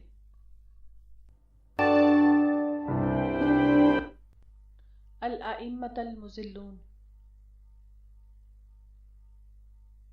ایک روایت حدیث کی مختلف کتابوں میں آئی ہے۔ اس روایت کے مطابق رسول اللہ صلی اللہ علیہ وسلم نے فرمایا: ان اخوف ما اخاف علی امتی الائمۃ المضلون۔ مسند احمد۔ یعنی میں اپنی امت کے بارے میں سب سے زیادہ جس چیز سے ڈرتا ہوں وہ گمراہ کرنے والے لیڈر ہیں۔ اس حدیث میں بات کو آنے والے جس زمانے کا ذکر ہے اس سے مراد غالباً صنعتی انقلاب کا زمانہ ہے۔ یہ واقعہ بعد کے زمانے میں ظہور میں آنے والا تھا، جبکہ امت مسلمہ واحد حامل دین کی حیثیت سے دنیا میں باقی رہے گی۔ اس لیے آپ نے اس معاملے کو اپنی امت کی طرف منسوب فرمایا۔ واضح ہو کہ دوسری روایتوں میں علیکم کے بجائے علی امتی کے الفاظ آئے ہیں۔ قدیم زمانہ بادشاہت کا زمانہ تھا۔ اس زمانے میں گمراہ کن لیڈر کے ظہور کے مواقع موجود نہ تھے۔ موجودہ زمانے میں آزادی، کمیونیکیشن، میڈیا اور لاؤڈ اسپیکر اور اسٹیج نے ایسے مواقع پیدا کیے جن میں گمراہ کرنے والے لیڈر ابھرے اور پوری امت کو صراط مستقیم سے بھٹکا دیں۔ یہ جدید قیادتی مواقع ایسے وقت میں ظہور میں آئیں گے جبکہ امت طول امد کے نتیجے میں زوال کا شکار ہو چکی ہوگی۔ ایسی حالت میں کرنے کا اصل کام یہ ہوگا کہ جدید مواقع کو استعمال کر کے امت کو پھر سے زندہ کرنے کی کوشش کی جائے، مگر یہ ایک بے حد مشکل کام ہوگا۔ اس کے مقابلے میں آسان کام یہ ہوگا کہ امت کی زوال یافتہ نفسیات کو استعمال کر کے اس کے اوپر اپنی قیادت کی بنیاد رکھ دی جائے، یعنی امت جہاں ہے وہیں سے اس کا سفر شروع کر دیا جائے۔ یہ گمراہ کرنے والے لیڈر یہی دوسرا کام کریں گے۔ وہ امت کو فضائل کی پراسرار کہانیاں سنا کر خوش فہمی میں مبتلا کریں گے۔ وہ ماضی کے تاریخی کارنامے بتا کر انہیں فخر کی غذا دیں گے۔ وہ سیاسی تقریریں کر کے ان کے جوش کو ابھاریں گے۔ وہ ادب اور خطابت کے الفاظ میں انہیں گم کریں گے۔ وہ امت کی پسماندگی کا الزام دوسروں کو دے کر جھوٹی نزا کھڑی کریں گے۔ بائبل کے الفاظ میں وہ امت کو لوریاں سنائیں گے اور اس طرح وہ امت کو اس کے زوال پر اور پختہ کر دیں گے، نہ یہ کہ اس کو زوال کی حالت سے نکالیں۔ یہ وہی طریقہ ہے جس کو استحسان یا ایکسپلائٹیشن کہا جاتا ہے۔ لوگوں کا حال یہ ہوگا کہ آغاز سے سفر کرنا انہیں ایک بے حد لمبا سفر معلوم ہوگا۔ وہ اس قسم کی قربانی کے لیے تیار نہ ہوں گے، اس لیے وہ آغاز سے سفر کرنے کی بجائے اختتام سے اپنے سفر کی چھلانگ لگا دیں گے اور پھر خود بھی ہلاک ہوں گے اور اپنی قوم کو بھی ہلاک کریں گے۔ گمراہ کرنے والا لیڈر ہمیشہ یہ کرتا ہے کہ وہ ایسی باتیں بولتا ہے جو لوگوں کو پسند ہو۔ وہ لوگوں کے اندر چھپے ہوئے منفی جذبات کو بھڑکاتا ہے۔ وہ لوگوں کی جھوٹی شکایتوں کو سچا بنا کر دکھاتا ہے۔ اس طرح وہ لوگوں کو اپنی طرف کھینچتا ہے۔ اس کی زبان سے اپنی دل پسند بولی سن کر لوگ اس کے گرد اکٹھا ہو جاتے ہیں۔ گمراہ لیڈر ہمیشہ یہی کرتے رہے ہیں۔ وہ جانتے ہیں کہ اگر لوگوں سے یہ کہا جائے کہ تم اپنی اصلاح کرو تو بہت کم لوگ ہوں گے جو اس پکار کی طرف متوجہ ہو سکیں۔ اس لیے گمراہ لیڈر یہ کرتے ہیں کہ وہ اپنی قوم کی داخلی کمزوریوں کی بنا پر پیش آنے والی ناکامی کا ذمہ دار دوسروں کو ٹھہراتے ہیں۔ وہ اپنی قوم کو بے قصور بتاتے ہیں اور دوسری قوم کو قصوروار۔ یہ چیز ان کو اپنی قوم کے اندر مقبول بنا دیتی ہے۔ جدید صنعتی دور میں نئے ذرائع کی بنا پر اس قسم کے لیڈروں کے لیے ممکن ہو گیا ہے کہ وہ ہر زمانے سے زیادہ بڑے پیمانے پر لوگوں کو گمراہ کر سکیں۔ اس صورتحال کا تقاضا ہے کہ قوم کے لوگ آج ہر زمانے سے زیادہ محتاط رہیں تاکہ وہ گمراہ کرنے والے لیڈروں کی گمراہی کا شکار نہ ہو سکیں۔ یہ صورتحال صرف لیڈر کے لیے ہی خطرناک نہیں ہے بلکہ وہ خود قوم کے لیے بھی ایک عظیم خطرے کی حیثیت رکھتی ہے۔ نصیحت پذیری۔ کسی انسان کو جب حق کی معرفت حاصل ہوتی ہے اور اس کی سوچ ایمانی سوچ بن جاتی ہے تو فطری طور پر ایسا ہوتا ہے کہ وہ ایک سنجیدہ انسان بن جاتا ہے۔ اسے ایمانی سنجیدگی کا ایک پہلو وہ ہے جس کو نصیحت پذیری کہا جا سکتا ہے۔ قرآن میں اس کے لیے مختلف الفاظ آئے ہیں، مثلاً تذکر، اعتبار، تبسم وغیرہ۔ اسی طرح حدیث میں بھی اسی قسم کے الفاظ وارد ہوئے ہیں، مثلاً وَسَمْتِ فِكْرًا او نظری عبرتاً، مسند الشہاب القزائی، یعنی میری خاموشی سوچ کی خاموشی ہو اور میرا دیکھنا عبرت کا دیکھنا ہو۔ ایمان یا حق کی معرفت بھی بذات خود اسی نوعیت کی ایک چیز ہے۔ ایمانی معرفت کیا ہے؟ وہ یہ ہے کہ آدمی مخلوقات پر غور کر کے خالق کو دریافت کرے، وہ دیکھنے والی دنیا کے اندر غیب کی دنیا کو پالے۔ قرآن کے الفاظ میں وہ آیات یعنی خارجی نشانیوں کے ذریعے داخلی حقیقتوں کو جان لے۔ وہ بصارت کے ساتھ بصیرت کی استعداد حاصل کر لے۔ تدبر و تفکر مومن کا عام مزاج ہوتا ہے۔ اس کا یہ مزاج ہمیشہ اور ہر جگہ قائم رہتا ہے۔ یہ مزاج اس کو دائمی طور پر اللہ کی یاد کرنے والا بنا دیتا ہے۔ وہ ہر دن ایسی باتیں دریافت کرتا رہتا ہے جو اس کے ایمان و یقین میں اضافہ کرنے والی ہوں۔ دوسرے لوگ صرف ظواہر کو دیکھتے ہیں، مگر مومن اپنے اس مزاج کی بنا پر ظواہر میں حقائق کو دریافت کر لیتا ہے۔ تدبر اور تفکر کے اس عمل کے لیے کسی تنہائی یا مخصوص مقام کی ضرورت نہیں۔ یہ عمل مومن کے دماغ میں ہر لمحہ جاری رہتا ہے، حتیٰ کہ دنیا کے بھرے ہوئے ہنگاموں میں بھی وہ اس سے منقطع نہیں ہوتا۔ نصیحت پذیری مومن کی روحانی خوراک ہے۔ مومن کے لیے مادی غذا اگر جسمانی تقویت کا ذریعہ ہے تو عبرت و نصیحت اس کے لیے روحانی غذا کی حیثیت رکھتی ہے۔ مادی غذا کے بغیر جسم صحت مند نہیں رہ سکتا، اسی طرح فکری غذا کے بغیر روحانیت کا ارتقاء ممکن نہیں۔ کامیاب زندگی۔ پیغمبر اسلام صلی اللہ علیہ وسلم کے پاس ایک شخص آیا۔ اس نے کہا کہ آپ مجھے کوئی ایسی بات بتائیے جس کے ساتھ میں جیوں اور وہ لمبی نہ ہو کہ میں اسے بھول جاؤں۔ آپ نے کہا لا تغضب، مسند احمد، یعنی تم غصہ نہ کرو۔ یہ موجودہ دنیا میں کامیاب زندگی حاصل کرنے کا سب سے زیادہ یقینی اصول ہے، ایک فرد کے لیے بھی اور پوری قوم کے لیے بھی۔ غصہ کیا ہے؟ غصہ دراصل ناپسندیدہ صورتحال کا منفی رد عمل یعنی نیگیٹو ری ایکشن ہے۔ موجودہ دنیا میں مختلف اسباب سے ہر لمحہ کسی نہ کسی ناپسندیدہ صورتحال سے سابقہ پیش آتا رہتا ہے۔ کبھی کوئی ایسی بات پیش آ جاتی ہے جس سے آپ کی انا یعنی ایگو بھڑک اٹھتی ہے۔ کبھی کسی کی ایک روش سے آپ کے اندر انتقام کا جذبہ پیدا ہو جاتا ہے۔ کبھی مفاد کا ٹکراؤ آپ کے اندر مخالفانہ جذبات کو جگا دیتا ہے۔ کبھی ایسا ہوتا ہے کہ کسی سے آپ کی امیدیں پوری نہیں ہوتی اور آپ کے اندر اس کے خلاف نفرت کے جذبات بھڑک اٹھتے ہیں۔ یہی سب وہ چیزیں ہیں جن کو انسانی زبان میں غصہ کہا جاتا ہے۔ یہ غصہ آدمی کے لیے بے حد مہلک ہے۔ وہ آدمی سے اس کی سوچنے کی صلاحیت کو چھین لیتا ہے۔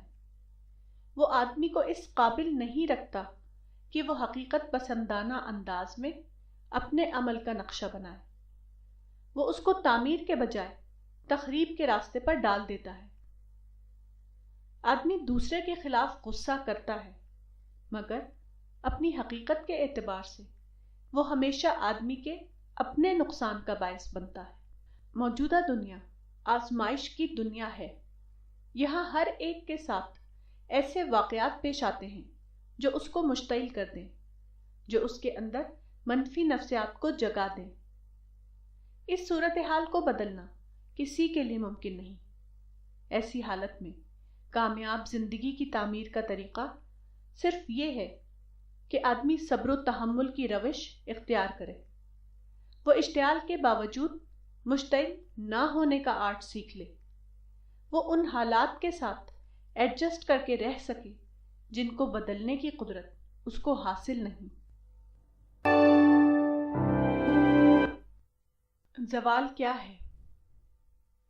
قرآن میں بتایا گیا ہے کہ یہود و نصارہ کو جو آسمانی تعلیم دی گئی تھی اس کا بڑا حصہ انہوں نے بھلا دیا۔ وَنَسُوا حَظًّا مِمَّا ذُكِّرُوا بِهِ فَنَسُوا حَظًّا مِمَّا ذُكِّرُوا بِهِ۔ اس بھلانے کا مطلب یہ نہیں ہے کہ یہود و نصارہ نے کوئی کانفرنس کر کے اس میں باقاعدہ یہ طے کیا ہو کہ آج سے ہم فلاں چند باتیں یاد رکھیں گے اور بقیہ باتوں کو بھلا دیں گے۔ ایسا کبھی نہیں ہوتا۔ اس قسم کا بھولنا ہمیشہ تاریخی اور نفسیاتی اسباب کے تحت ہوتا ہے۔ تاریخی طور پر دھیرے دھیرے یہ صورتحال پیدا ہوتی ہے کہ کچھ چیزیں لوگوں کے زندہ حافظے میں باقی رہتی ہیں اور دوسری چیزیں ان کے زندہ حافظے سے نکل جاتی ہیں۔ کچھ چیزوں کی اہمیت انہیں یاد رہتی ہے اور کچھ چیزوں کی اہمیت سے وہ بے خبر ہو جاتے ہیں۔ حدیث میں ہے کہ یہود و نصارہ نے بگاڑ پیدا ہونے کے بعد جو کچھ کیا وہی سب مسلمان بھی بعد کے زمانے میں کریں گے۔ لَتَتْبَعُنَّ سَنَنَ مَنْ كَانَ قَبْلَكُمْ، صحیح بخاری۔ اس حدیث سے معلوم ہوتا ہے کہ امت محمدی پر بھی ایسا وقت آ سکتا ہے۔ ایسا ہو سکتا ہے کہ لوگ دین کے ایک حصے سے واقف ہوں اور انہیں دین کے دوسرے حصے کی خبر نہ رہے۔ دین کے بعض حصوں کی ان کے ہاں دھوم ہو اور دوسرے زیادہ بڑے حصے کو انہوں نے اس طرح چھوڑ رکھا ہو جیسے کہ وہ جانتے ہی نہیں کہ یہ بھی اس دین کا حصہ ہے جس کو اللہ تعالیٰ نے پیغمبر کے ذریعے ان کے پاس بھیجا تھا۔ کسی قوم پر جب بھی یہ حالت آتی ہے تو وہ مزاج میں بگاڑ کی بنا پر آتی ہے۔ سب سے پہلے قوموں کا مزاج بگڑتا ہے، پھر اس کے نتیجے کے طور پر ان کا اخلاق و کردار بھی بدلتا چلا جاتا ہے۔ مثلاً مختلف اسباب کے تحت ظواہر کو روح کا بدل سمجھ لینا۔ اب ایسا ہوتا ہے کہ دین کی اصل روح کو جاننے اور اپنانے کی فکر نہیں ہوتی، بلکہ اس کے خارجی مظاہر ہی کو سب کچھ سمجھ لیا جاتا ہے۔ یہ زوال کی علامت ہے، اور یہ زوال ہر امت کے ساتھ بہرحال پیش آتا ہے۔ عورت کا درجہ۔ اسلام میں عورت کا درجہ کیا ہے، اس کا اندازہ ایک حدیث سے ہوتا ہے۔ امام بخاری نے حضرت عبداللہ بن عباس سے یہ روایت نقل کی ہے۔ حضرت بریرہ کے شوہر ایک غلام تھے جن کا نام مغیث تھا۔ گویا کہ میں دیکھ رہا ہوں کہ مغیث اپنی بیوی کے پیچھے چل رہے ہیں اور ان کی آنکھوں سے آنسو جاری ہیں۔ رسول اللہ صلی اللہ علیہ وسلم نے فرمایا کہ اے عباس، کیا تم کو اس پر تعجب نہیں کہ مغیث کو کتنی زیادہ محبت ہے بریرہ سے، اور بریرہ کو کتنا زیادہ بغض ہے مغیث سے؟ رسول اللہ صلی اللہ علیہ وسلم نے بریرہ سے فرمایا کہ کیا ہی اچھا ہو کہ تم مغیث کی طرف رجوع کر لو۔ بریرہ نے کہا کہ اے خدا کے رسول، کیا آپ مجھے اس کا حکم دیتے ہیں؟ آپ نے فرمایا کہ میں صرف سفارش کر رہا ہوں۔ بریرہ نے جواب دیا تو مجھے اس کی ضرورت نہیں۔ لا حاجت لی فی، صحیح بخاری۔ بریرہ نے اپنے شوہر مغیث سے تفریق کرا لی تھی۔ رسول اللہ نے بریرہ کو مشورہ دیا کہ تم رجوع کر لو اور مغیث کے ساتھ زندگی گزارو، مگر بریرہ نے آپ کے اس مشورے کو قبول نہیں کیا اور مغیث سے رجوع پر راضی نہیں ہوئی۔ اس واقعے سے اندازہ ہوتا ہے کہ اسلام میں عورت کو کتنی زیادہ آزادی حاصل ہے۔ اس حدیث کے مطابق عورت نہ صرف مرد کے برابر ہے، بلکہ اس کو یہ حق بھی حاصل ہے کہ خود پیغمبر اگر وحی کی بنیاد پر کوئی مطالبہ کرے تو وہ اس کو ماننے پر مجبور ہے، لیکن پیغمبر کے ذاتی مشورے کو ماننا اس کے لیے ضروری نہیں۔ حقیقت یہ ہے کہ اسلام میں اس اعتبار سے عورت اور مرد کے درمیان کوئی فرق نہیں۔ جو حقوق و فرائض مرد کے ہیں، وہ حقوق و فرائض عورت کے بھی ہیں۔ اگر کوئی فرق ہے تو وہ فطری سبب کی بنا پر ہے، نہ کہ دونوں جنسوں میں تفریق کی بنا پر۔ اس قسم کا فطری فرق جس طرح عورت اور مرد کے درمیان ہے، اسی طرح وہ خود مرد اور مرد کے درمیان بھی ہمیشہ موجود رہتا ہے۔ یہ فطرت کا معاملہ ہے، نہ کہ فرق کا معاملہ۔ اسلامی انقلاب میں عمومی تائید۔ پیغمبر اسلام صلی اللہ علیہ وسلم کے زمانے کا ایک واقعہ حدیث کی مختلف کتابوں میں آیا ہے۔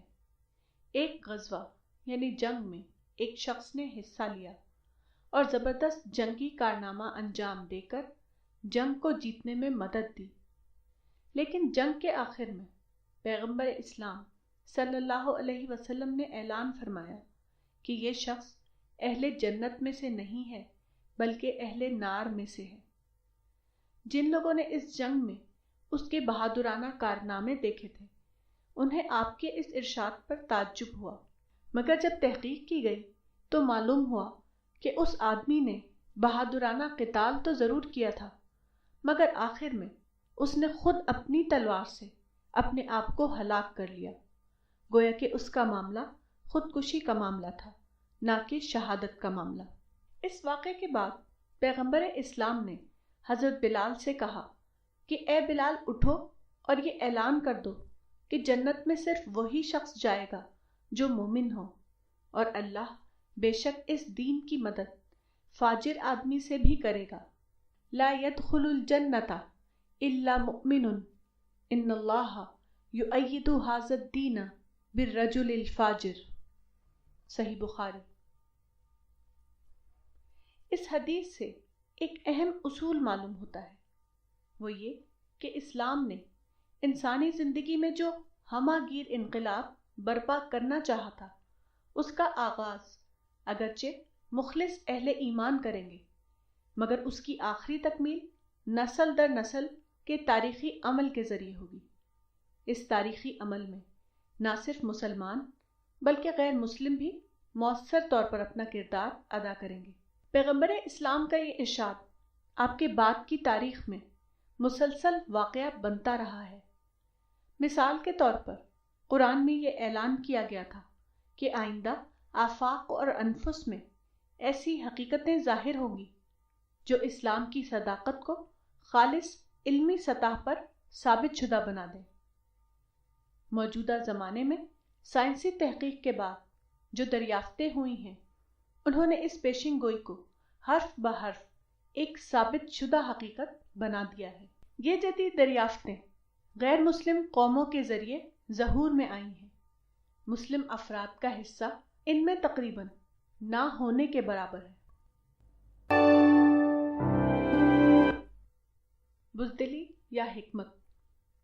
میرا تجربہ ہے کہ جب لوگوں کے سامنے صبر کے اصول کو بتایا جائے تو وہ اس کو گوسفندی کا اصول یا بزدلی کا اصول سمجھ لیتے ہیں۔ اس قسم کا رد عمل اس بات کا ثبوت ہے کہ ایسے لوگوں میں صحیح طور پر نہ عقلی غور و فکر کا ارتقا ہوا اور نہ اسلامی غور و فکر کا۔ یہ لوگ ایسے رہنماؤں سے متاثر ہوئے ہیں جو خطابت اور شاعری اور انشا پردازی کی زبان میں لکھتے اور بولتے ہیں، اور لوگ تجزیہ یا انالیسس سے بے خبر ہونے کی بنا پر ان کو درست مان لیتے ہیں۔ سوچنے کا آغاز یہاں سے ہونا چاہیے کہ قرآن میں اتنا زیادہ کیوں صبر یعنی پیشنس کی تعلیم دی گئی ہے۔ اس کا سبب یہ ہے کہ اللہ تعالیٰ نے اس دنیا کا نظام اس طرح بنایا ہے کہ ہر شخص کو اپنے قول و فعل کے لیے پوری آزادی حاصل ہے۔ وہ چاہے تو اپنی آزادی کا صحیح استعمال کرے اور چاہے تو اپنی آزادی کا غلط استعمال کرے۔ یہ خالق کی عطا کردہ آزادی ہے، اس لیے کوئی بھی شخص اس آزادی کو منسوخ نہیں کر سکتا۔ اب انسان کے لیے صرف دو میں سے ایک کا آپشن ہے، یا تو وہ ناموافق حالات سے ٹکراؤ کے بجائے ان کو پرامن انداز میں مینج کرنے کا طریقہ اختیار کرے اور اس طرح کسی مزید نقصان سے بچتے ہوئے ممکن دائرے میں اپنا مقصد حاصل کرے، یا ابدی طور پر لوگوں سے لڑتا رہے اور زندگی میں کبھی کوئی بامعنی مقصد حاصل نہ کر سکے۔ صبر بزدلی نہیں، وہ ایک دانش مندانہ اصول ہے۔ صبر کا مطلب ہے کہ ناموافق صورتحال پیدا ہونے کے بعد آدمی ٹکراؤ کو اوائڈ کرے، وہ بائنگ ٹائم کی حکمت کو استعمال کرتے ہوئے اپنے عمل کی پرامن منصوبہ بندی کرے۔ وہ فطرت کے اس اصول کو جانے کہ اس کے لیے کیا چیز قابل حصول ہے اور کیا چیز قابل حصول نہیں، کون سا طریقہ اس کو بے مقصد تباہی تک لے جاتا ہے اور کون سا طریقہ با مقصد جد و جہد کی طرف۔ صبر دراصل دانش مندانہ منصوبہ بندی کا نام ہے۔ عمل معیار ہے۔ بہت پہلے میں نے ایک مضمون پڑھا تھا، اس کے لکھنے والے سجاد حیدر یلدرم، وفات 1943 تھے۔ اس مضمون کا عنوان تھا مجھے میرے دوستوں سے بچاؤ۔ بعد کے تجربات کے ذریعے میں نے یہ اضافہ کیا کہ مجھے میرے رشتہ داروں سے بچاؤ۔ تجربہ بتاتا ہے کہ رشتہ داروں سے اخلاقی تعلق رکھنا چاہیے، ایسے تعلق سے بچنا چاہیے جس میں کوئی مادی انٹرسٹ شامل ہو۔ حضرت عمر فاروق سے ایک شخص نے کسی کی تعریف کی۔ حضرت عمر نے پوچھا کہ کیا ان سے تمہارا کوئی معاملہ پیش آیا ہے؟ اس نے کہا کہ نہیں۔ حضرت عمر نے کہا کہ پھر تمہاری رائے کا کوئی اعتبار نہیں۔ حقیقت یہ ہے کہ انسان کے بارے میں رائے اس وقت قائم کرنا چاہیے جب کہ اس کے ساتھ کوئی عملی تجربہ پیش آیا ہو۔ عملی تجربے کے بغیر رائے قائم کرنے کا کوئی اعتبار نہیں۔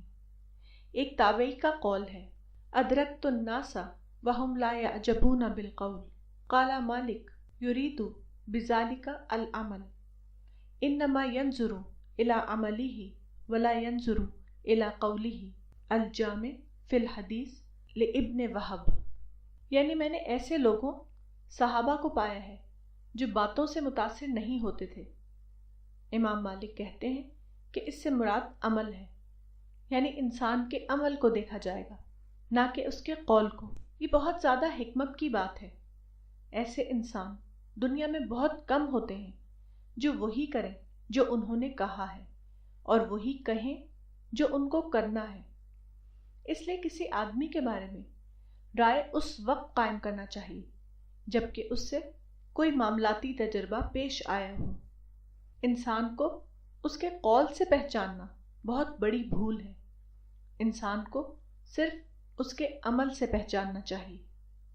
اس معاملے میں رشتہ دار کا کوئی استثناء نہیں، بلکہ رشتہ دار سے معاملہ کرتے ہوئے اور بھی زیادہ احتیاط کرنا چاہیے، کیونکہ آدمی اپنے دوستوں اور رشتہ داروں سے اکثر حسن ظن کی بنا پر غلط فہمی میں مبتلا ہو جاتا ہے۔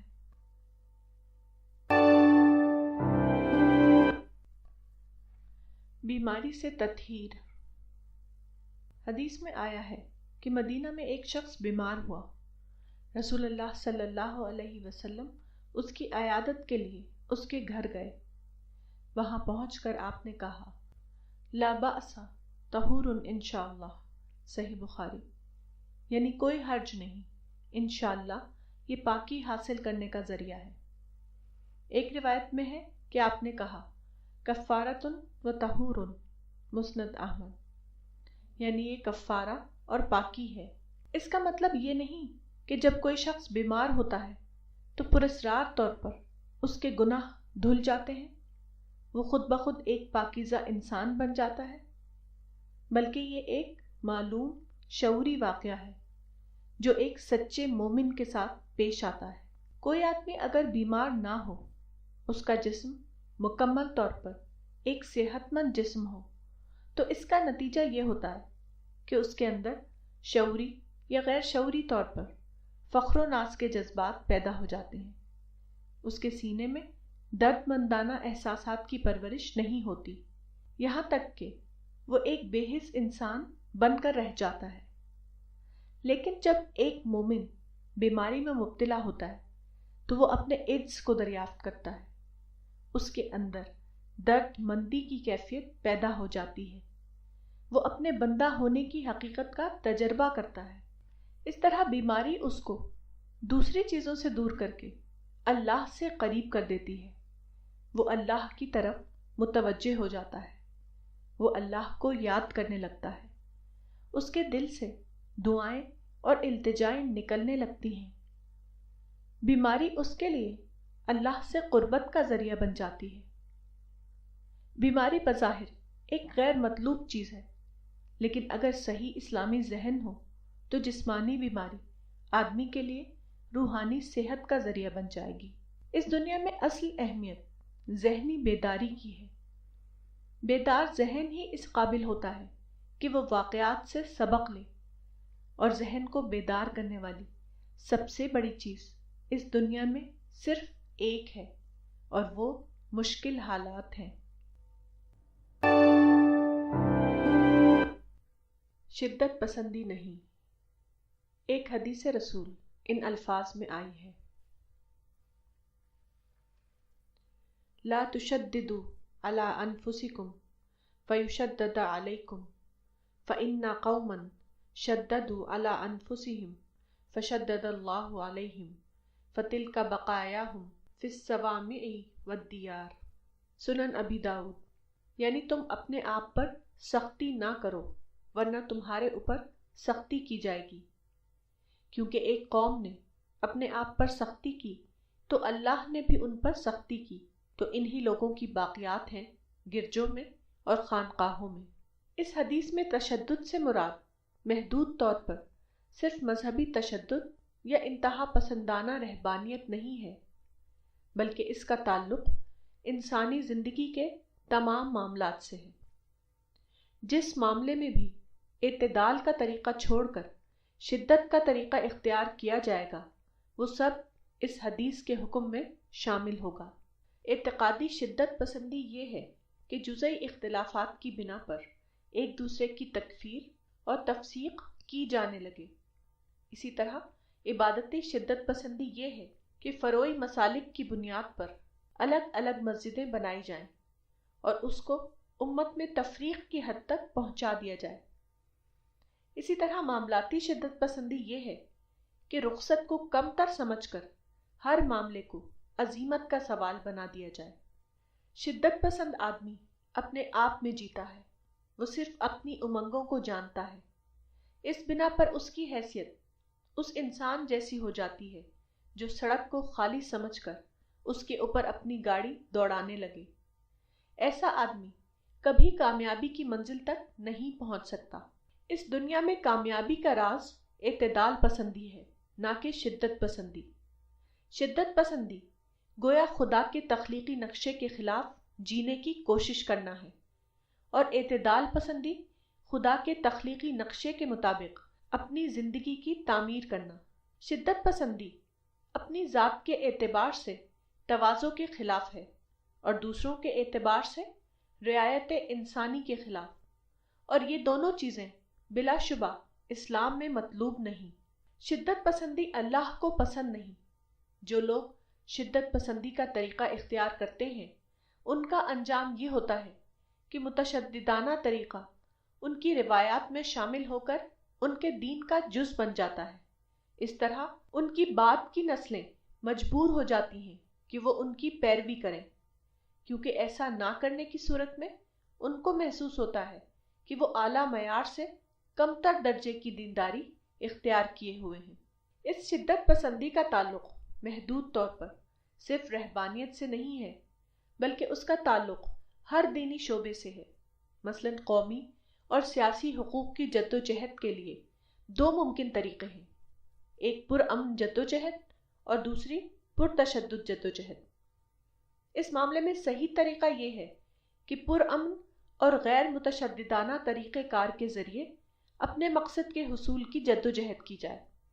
اس کے برعکس اگر متشددانہ طریقہ کار کا انداز اختیار کیا جائے تو اس کے بیک وقت دو نقصان ہوں گے۔ ایک یہ کہ قوم کو غیر ضروری سختیاں برداشت کرنی پڑیں گی، دوسرے یہ کہ جب ایک بار متشددانہ طریقہ کار کی روایت قائم ہو جائے گی تو اسی کو جدوجہد کے اعلیٰ معیار کی حیثیت حاصل ہو جائے گی۔ متشددانہ طریقہ کار کو بے نتیجہ سمجھتے ہوئے بھی لوگ اس پر قائم رہیں گے، کیونکہ اس سے ہٹنے کے بعد لوگوں کو محسوس ہوگا کہ انہوں نے خود دین کے مطلوب معیار کو چھوڑ دیا، انہوں نے عزیمت کے بجائے رخصت کا راستہ اختیار کر لیا، انہوں نے اقدام کے بجائے پسپائی کو اپنا طریقہ بنا لیا۔ شدت پسندی ہی کی ایک صورت وہ ہے جس کو انتہا پسندی یا ایکسٹریمزم کہا جاتا ہے۔